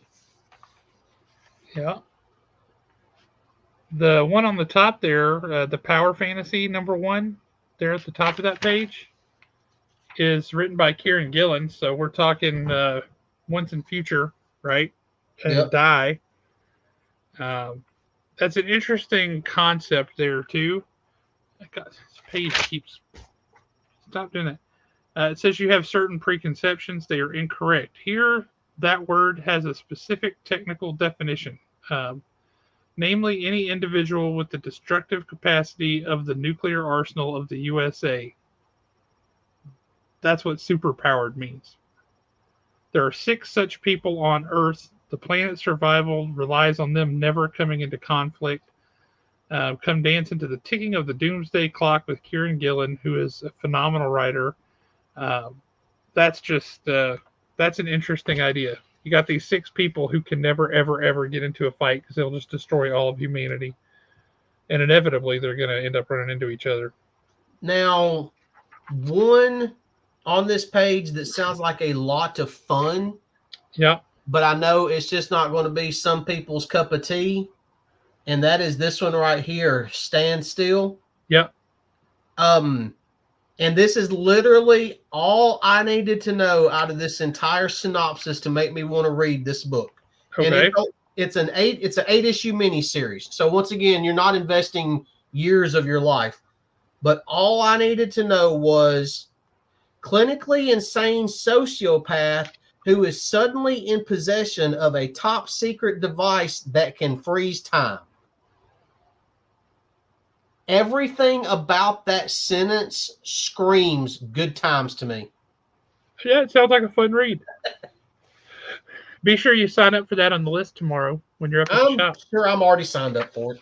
I don't think I signed you up for that one. Okay, because you take them little joys away from me. Not this one. You notice I had you down for very few books this time. Oh, Okay, yeah, so you've turned the page. Good. Yeah, that's one of the things I wanted to show you on that page. yeah, and if you're a fan of this is going to fall in with the Creature from the Black Lagoon storyline. Yep. It's not part of that storyline, but it's falling within that universe. Yep. So this is a must pick up right here. I wished I would have gotten the Draculas when they came out, but those completely and totally slipped past me. Well, go back to that page now. No, I'm sorry. Look up at the top. Cyberforce. Well, there's that. If you're longing for 1992 and you want to read Cyberforce, there's one shot. No, I was specifically looking at Transformers #1 40th anniversary edition. It's the same thing that they did with G.I. Joe #1 when they re-released it. That would be. If you want to pick up the book that started it all from 1984 or whatever year, I think it was 84. Here it is, 40th anniversary edition. I guess the math makes sense that it would be 84. I like that they're doing that because it gives people a chance to read something that they've never read before, but they've always known about. Well, here's the fun thing. You remember a few months back we got in that copy of Transformers #1 in a little collection that we bought? Yep. I just got a picture from Dustin Ellis. That's finally on its way back to me from CGC, coming in at a 9.6. Oh, I saw them text. Yeah, he sent it to the group. Oh, did he? That comic book chiropractor does him some good work. He really does. Now, that Violator Origin miniseries that's down there on that same page with Transformers. Yep. Not the first issue, but one of the issues, we've got Mark Spears is doing a cover for it. And he's got a clever little thing where, like, you see Violator up close and there's a chain link fence behind it. Yep. And you can see that there's a sign hanging on that chain link fence, and all you can see is like "will be towed." And the line is always "Violators will be towed." Yep. Thought that was pretty clever. That is pretty slick. That Mark Spears, he's a fun dude. Yeah, he made a post on Instagram. It was either yesterday or today. It might have been yesterday. And I'm all up in there tagging Rob Liefeld in the post. Well, I sent that to him and to Brian Silverbacks because Liefeld's looking for somebody to do an Evangeline cover in a painted style. And for whatever reason, none of us could comment on Rob Liefeld's page. Nobody could put the comment on there. So that was weird. You see that Free Agents #2 on that next page there? No, you were on the right page. You can only see the text because the covers are all blanked out. Oh, yeah. That means they didn't get the artwork in time and they're trying to make it look like it's a big reveal. That book, the first issue comes out next week or the week after. Free Agents. It's written by Kurt Busiek and Fabian Nicieza. That's quite a combination. That book is going to be awesome. Trust me on this.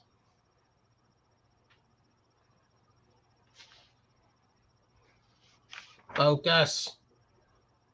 Yes, Mike, Transformers does come with a blank variant. That is a gorgeous cover for Geiger. Oh, yeah. Was it issue number 5? It was something like that. I know you like that cover for G.I. Joe. You know why? Because it's awesome.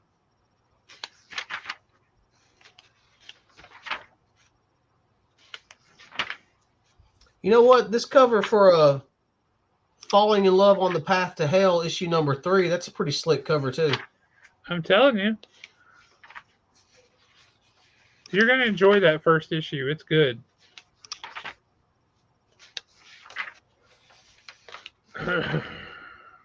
I'm scrolling through to get to the next section here. Well, I'm kind of taking my time, so when you get to where you want to go, just tell me and I'll flip pages. 213. Y'all don't forget about Rook Exodus. I mean, that's been some good stuff. Issue 5 is up 213. Uh-huh. Habam. The Archie universe. The Cursed Library. It's a real cool page turner. You know, I've got that Cursed Library free comic book day issue that they did a couple of years ago at the house. Yeah. That looks like it's got, if you're into the whole Archie universe that's a bit on the freaky side, that certainly looks like it. On page 216, there's a book that I have no idea why I'm so interested in it. Outside of it looks like something that would have come out in the 1940s. It's Kardak the Mystic, and it's a one-shot. It just looks interesting. You know what it reminds me of? What's that? Oh, crap. Well, that's terrible. It doesn't remind me of that at all. Zatanna's dad. Okay, yeah, that's fair. I can't think of his name right now. I totally blanked.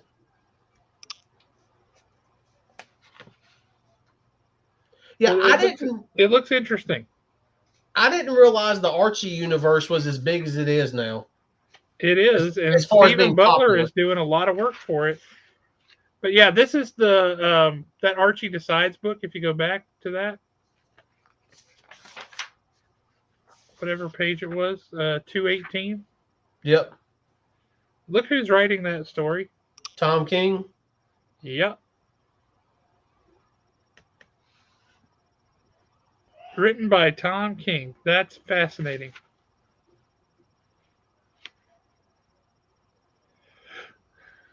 We'll see how it turns out. I mean, who would have ever thought Archie would still be, not only still be around like this, but still going strong? Yeah, I certainly would not. I'll be the first one to tell you. I would not have predicted that in a million years. I got. Now, when you get on page 226, we get some books from Dark Horse.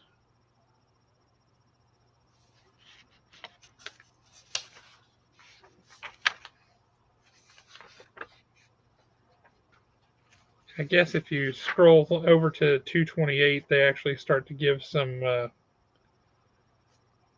information on some of these books, like Duck and Cover #1 is Scott Snyder and Raphael Albuquerque.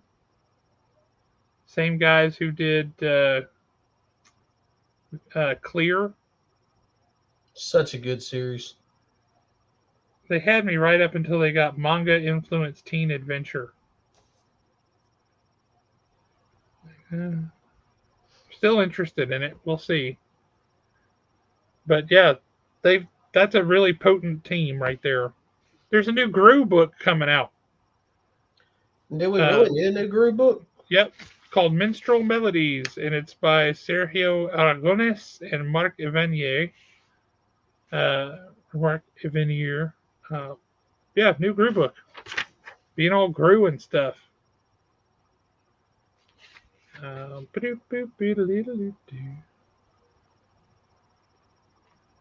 not even sure what to make of this book on the top of 231.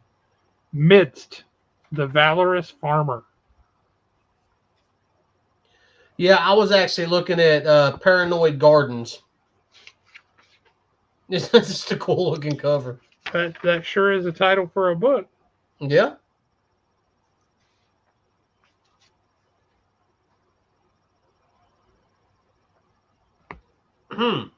The alien looks like Black Manta and Darth Vader's love child.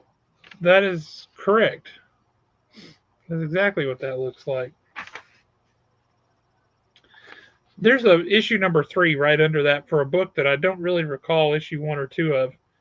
seeing it, but it's called Seance in the Asylum, That's a and cool name. that just sounds cool.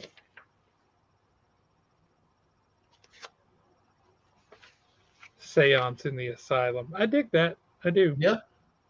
I wish they'd put a little more behind that, so I would have known about 1 and 2.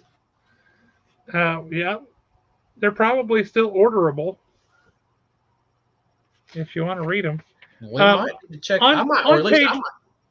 on page 237, right in the middle of the page, it's issue number 3 of a comic. But I got to tell you, that's not one I ever would have expected to see. Godzilla, Skate or Die. That is pretty funny. Okay.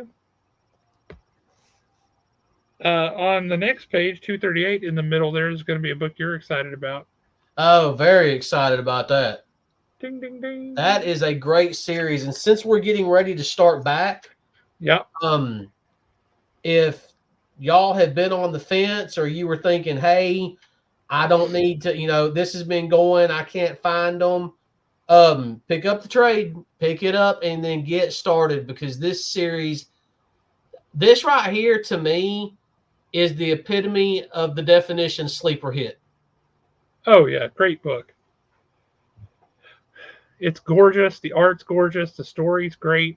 If you like fantasy stories at all, The Hunger in the Dusk is spectacular.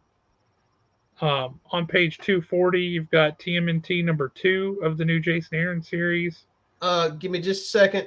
I do need to get a little bit excited. We're getting another Rocketeer story. Oh, yeah. Yeah, and it looks good, too. The Rocketeer stories have been fun. But yeah, there on the left in the middle is the TMNT number 2. I'm not really sure what to make of this. The TMNT, the approach they're taking is that like each issue is focusing on individual turtles, not on the whole group of them, and they're all over the place. It's kind of weird. And then you have this Night Watcher, which is apparently introduced in the previous TMNT series. And people are trying to figure some things out about that. So that number 1 issue of Night Watcher is also coming out this month. And I mean, honestly, it's a TMNT tie-in, and it's a number 1. You know, it's going to go through the friggin' roof with the spec collectors. That is probably true. In other words, just go ahead and order y'all a copy, guys, so you don't miss out on it. Also true. That'll be one of those. I was never big into TMNT. I'm wondering if Dustin's going to read it. Probably not. Probably, yeah, you're right. I mean, probably not, but still, I would like somebody to read it and at least tell me what's going on with it. Yep. If you flip over to page 247, that's where you are now. Okay. Scroll down. Babs number 1 by Garth Ennis and Jason Burrows. And I have no idea what to make of that. Kind of getting some glare. I mean, Garth Ennis doesn't normally write like comedy books, and this kind of sounds like a comedy book. Let's see if I can. I don't know. It reads like a comedy book, and that is a weird thing from Garth Ennis.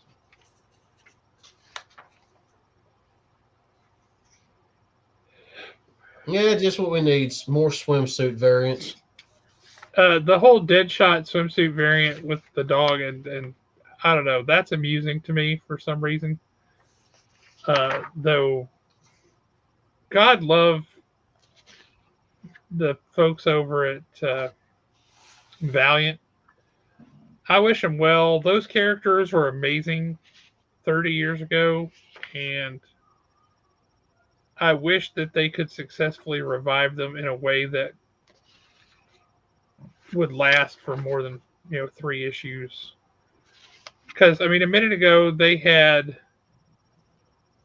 Bloodshot Reloaded Unleashed or something like that, and I'm like, you can't unleash after you've been reloaded. And none of that makes any sense. It was too much. Bill, I've seen it. I know it's getting some mixed reviews. Oh yes, I've seen it, and that and the Country Bear Jamboree. I gotta tell you, I'm not. It doesn't look good to me. The big complaint, interestingly enough, to me, the big complaint that I have heard from everybody on the Tiana's Bayou Adventure remake of Splash Mountain is that there's no story. There's no uh, there's no threat. There's no challenge. The story is just like and cute. Yeah, it's like, okay, we're gonna get you to the party, and that's the story. Like we're missing a secret ingredient, and the ingredient is a band, and we're gonna find them. Somebody commented, and I hate to say it because I want to give the ride a fair shot, but somebody commented that even the Tiana audio animatronics in that ride, while they look stellar and amazing, she looks bored in her own ride. Like she's not going and doing anything. She's just sitting there going like, go. And apparently in one scene she is actually sitting there. She's like, go on, y'all. Y'all can find it. And you're like, okay, what are you doing? The end scene, if you on the ride throughs, the end scene does look very good. I'll give it That credit. does look amazing. I'll give you I mean, that. it looks great. But yeah, I mean, we could start a whole new discussion about stuff that we just don't talk about on this show. And now they're trying to say that's not why they did what they did. Come on. I get them wanting to take a property that they're never going to revive again and replacing it with one that's popular. I get that. I understand that impulse, but there's no story in it. And if that's the case, if that's accurate, and it's just a zippity doo dah doesn't mean anything without the scary stuff too, right? And if you're all just like la di da, that was fun. Um, you might as well not have any of the theming at all. Just have a log flume ride and enjoy the splashes. Here's my thing on that. And it's my exact same argument that I have with comic book characters when they retcon a comic book character. Don't retcon anything. Don't re-theme an extremely popular ride. Create If something you new. if you want Tiana to have her own ride, great. Give me something new. Give me a reason to be invested in this, because all you ultimately gave me was Splash Mountain 2.0. More like Splash Mountain 0.5. Well, yeah, that too. I will say I don't like the look of it, where they just threw a whole bunch of crap. It looks cheap and it doesn't look authentic to the cartoon even. And there's a scene where normally the one in Splash Mountain where you go down underground as you're looking for the hiding place or the laughing place, Yep. and you go through and there's all the water splashing everywhere and zipping back and forth, and you got the little critters popping up and stuff. In this, like Mama Odie uh, shrinks you down really small. Yep. And again, I'm sure it looks better in person than it does on the video. That's almost always the case.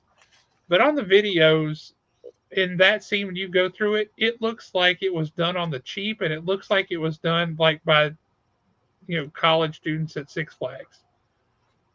These giant yellow mushrooms and things that they just look dumb. I'm not a fan. I am not a fan at all.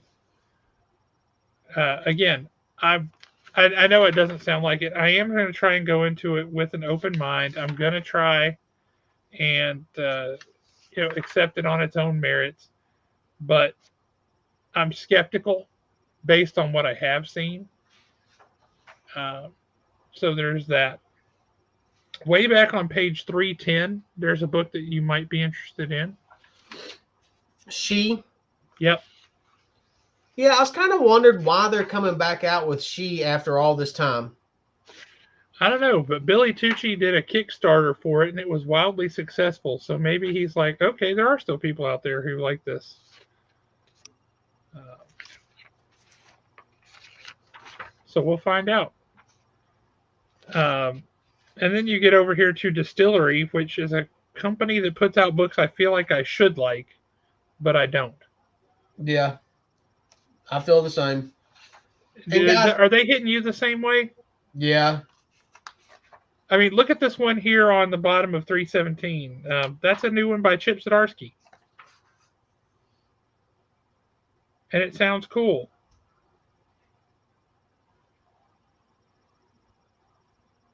And they say it's the first of 4 miniseries that he's doing at Distillery. And then there's one up here that's by Ryan Stegman. And this one's by Brian Azzarello and Stephanie Phillips. I mean, I feel like I should like these books. I feel like I should like all the ones that they've done. They're creators that I like. There's a lot of things. But the books themselves, they are not resonating with me. yeah, I'm the same way. Like this one right here, the missionary. This is right up my alley. I mean, this is something that I would like, but for some reason, it's just not doing anything for me. I realize that I may be alone in this, but for me, it's the difference between potato salad and coleslaw. And I'll explain what I mean by that. Potato salad's better. Well, I like all of the individual ingredients in potato salad. I like potatoes, I like mayo, I like mustard, I like all that stuff, right? You put them all together, I do not like potato salad. Coleslaw, on the other hand, I don't really care for cabbage, carrots, a lot of the stuff that goes into coleslaw, but when you put it all together, I like coleslaw. This was a case of potato salad. I like all the individual ingredients, but boy, you put it together and it's like, ugh. I'm just not liking it. And I'm sorry, Distillery, but you guys are serving up a whole lot of potato salad. And I mean, such talented creators doing this stuff. Such great creators, like across the board. Now, this one's a little different because this is the signed variants, but I am looking forward to DC versus Vampires World War V. Oh, do I need to order you one of those? I mean, not the variants, but just the World War V in general. Did you see that one at the top there on the next page? Yeah, I saw that. That looks nice. With a nice price tag too. Well, it's notice it's on sale. Even on sale, it's still a nice price tag. It is, but it's 2/3 of the total price. Look at that Feral cover, by the way.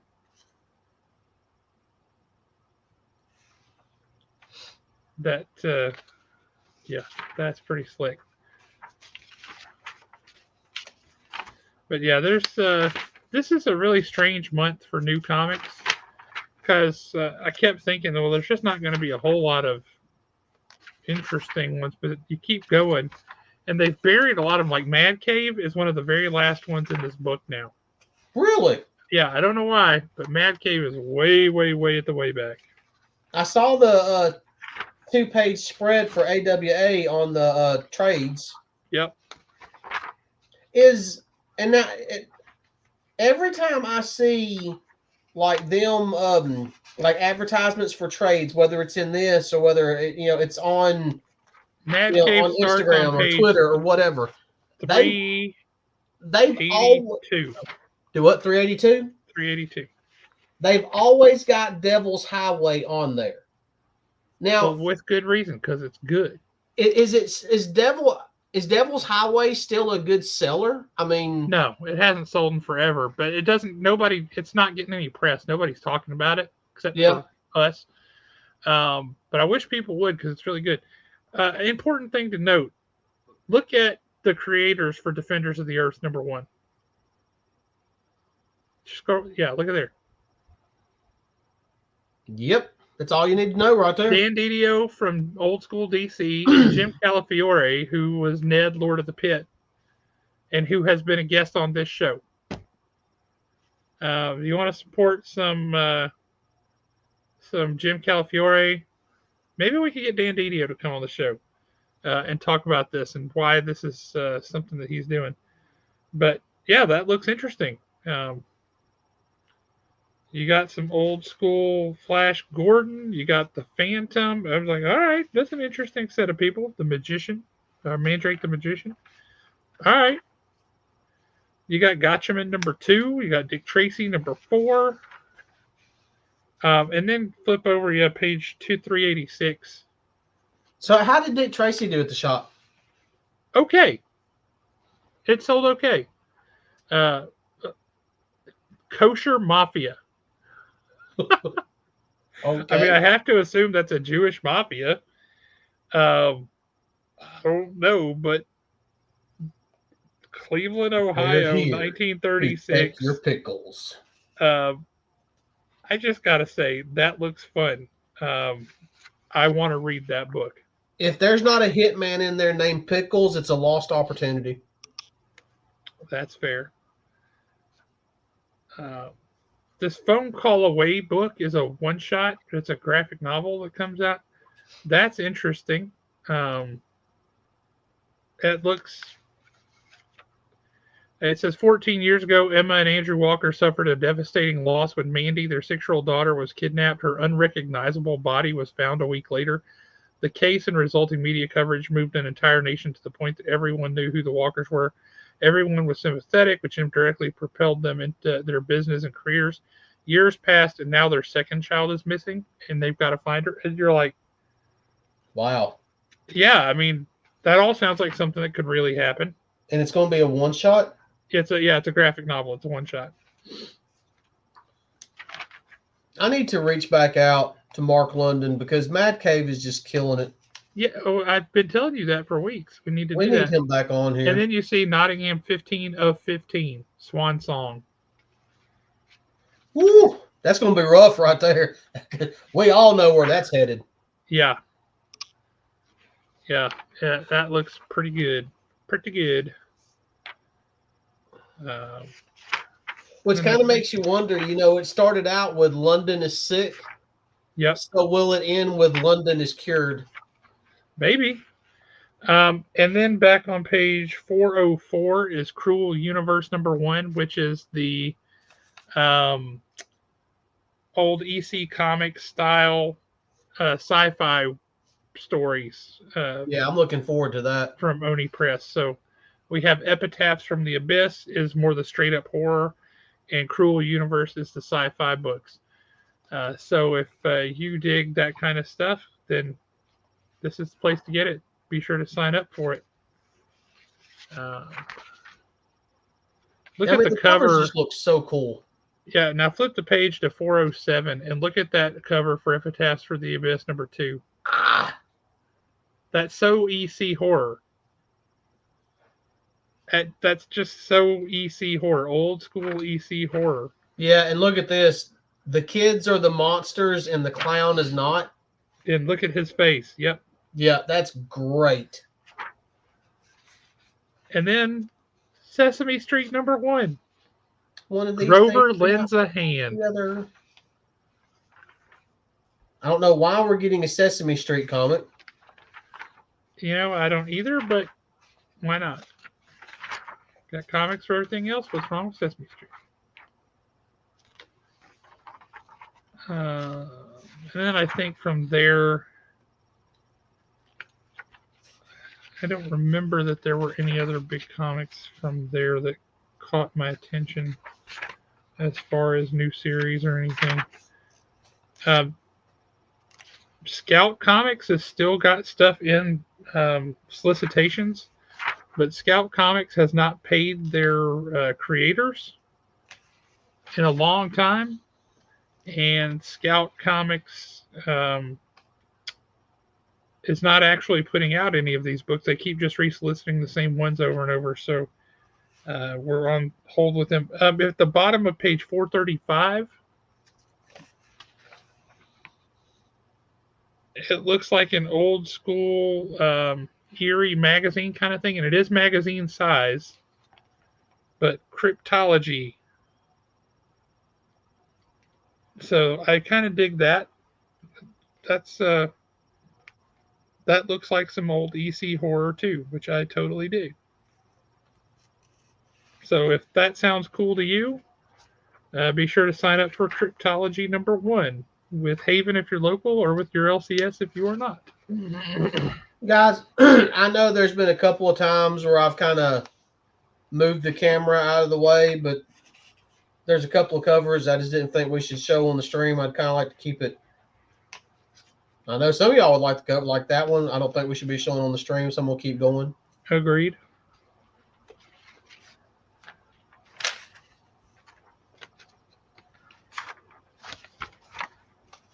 Yeah, that's about the end of it, because then it gets into the manga section, and then you got to flip it upside down for the toy section. And I don't remember there being any particular G.I. Joe toys or statues or anything this go around.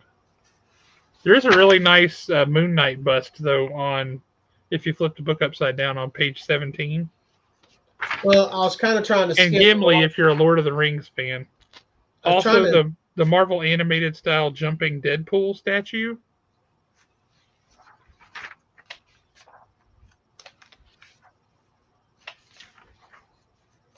and I mean, to be honest with you, if somebody wants us to go through the manga, We will. I mean, we can. Oh,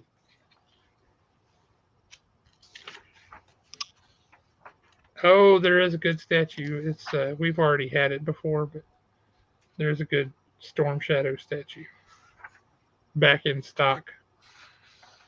Trying to check out some of the games. Did you flip to page 17 yet? You need to. I was actually looking at this Cthulhu Awakens game. Yeah. Go to I do page want to. 17 That's why I and said.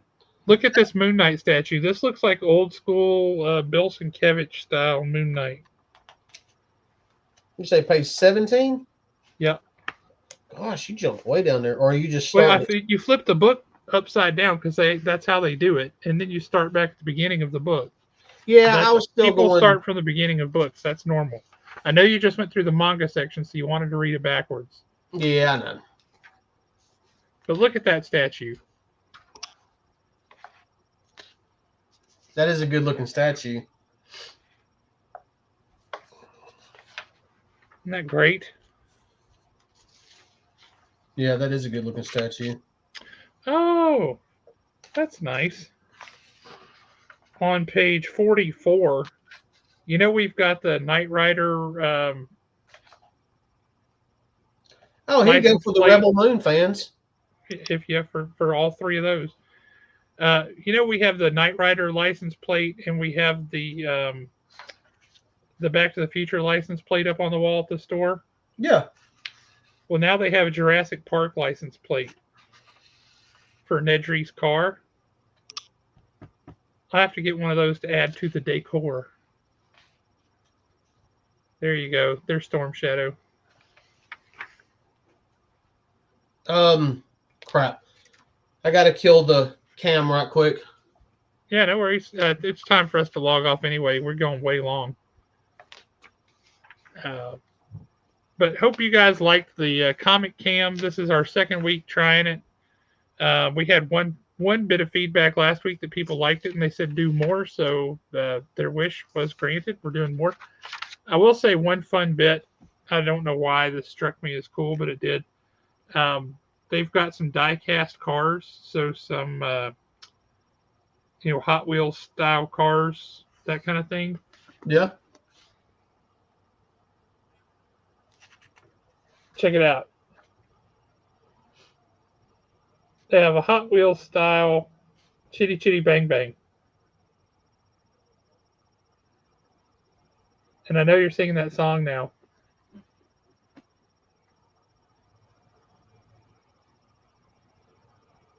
Good old Chitty Chitty Bang Bang, we love you.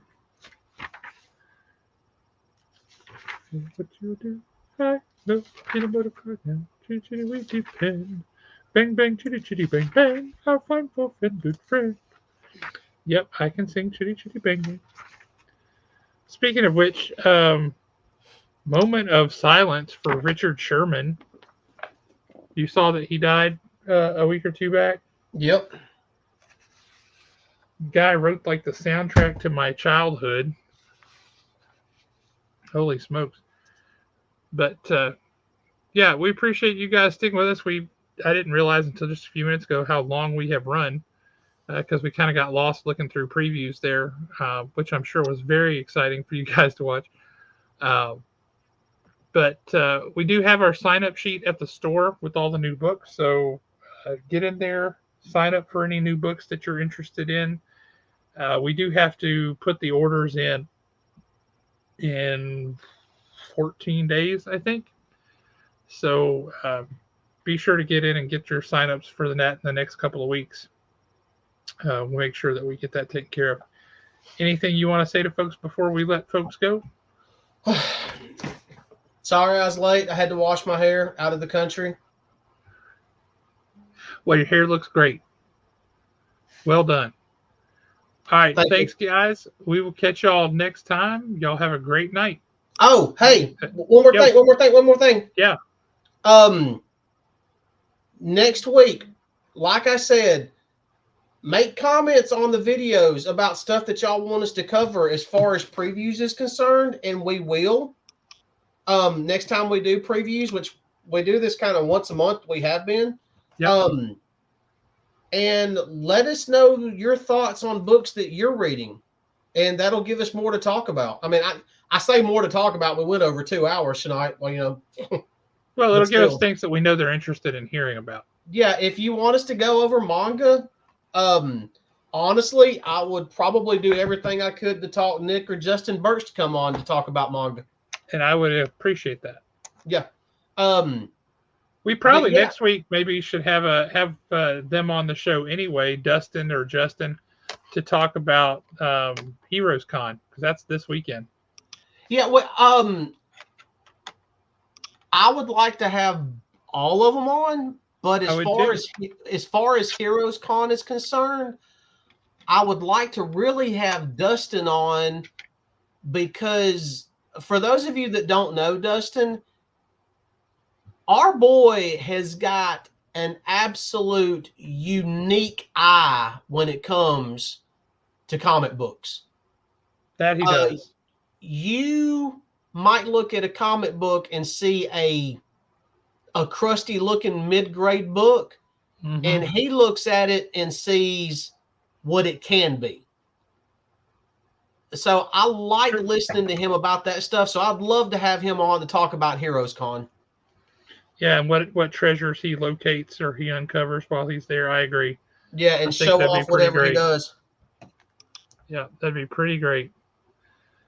But yes, definitely let us know what you're interested in, what you want us to look about and talk about, and we'll do our best. Manga reviews by Josh will be presented by Josh, but will actually be conducted by somebody else. But appreciate the thought, Nick. Anyway, you guys have a great week. Read some comics, support your local comic shops, and have some fun. That's what it's all about. Peace out. We'll catch you guys next time.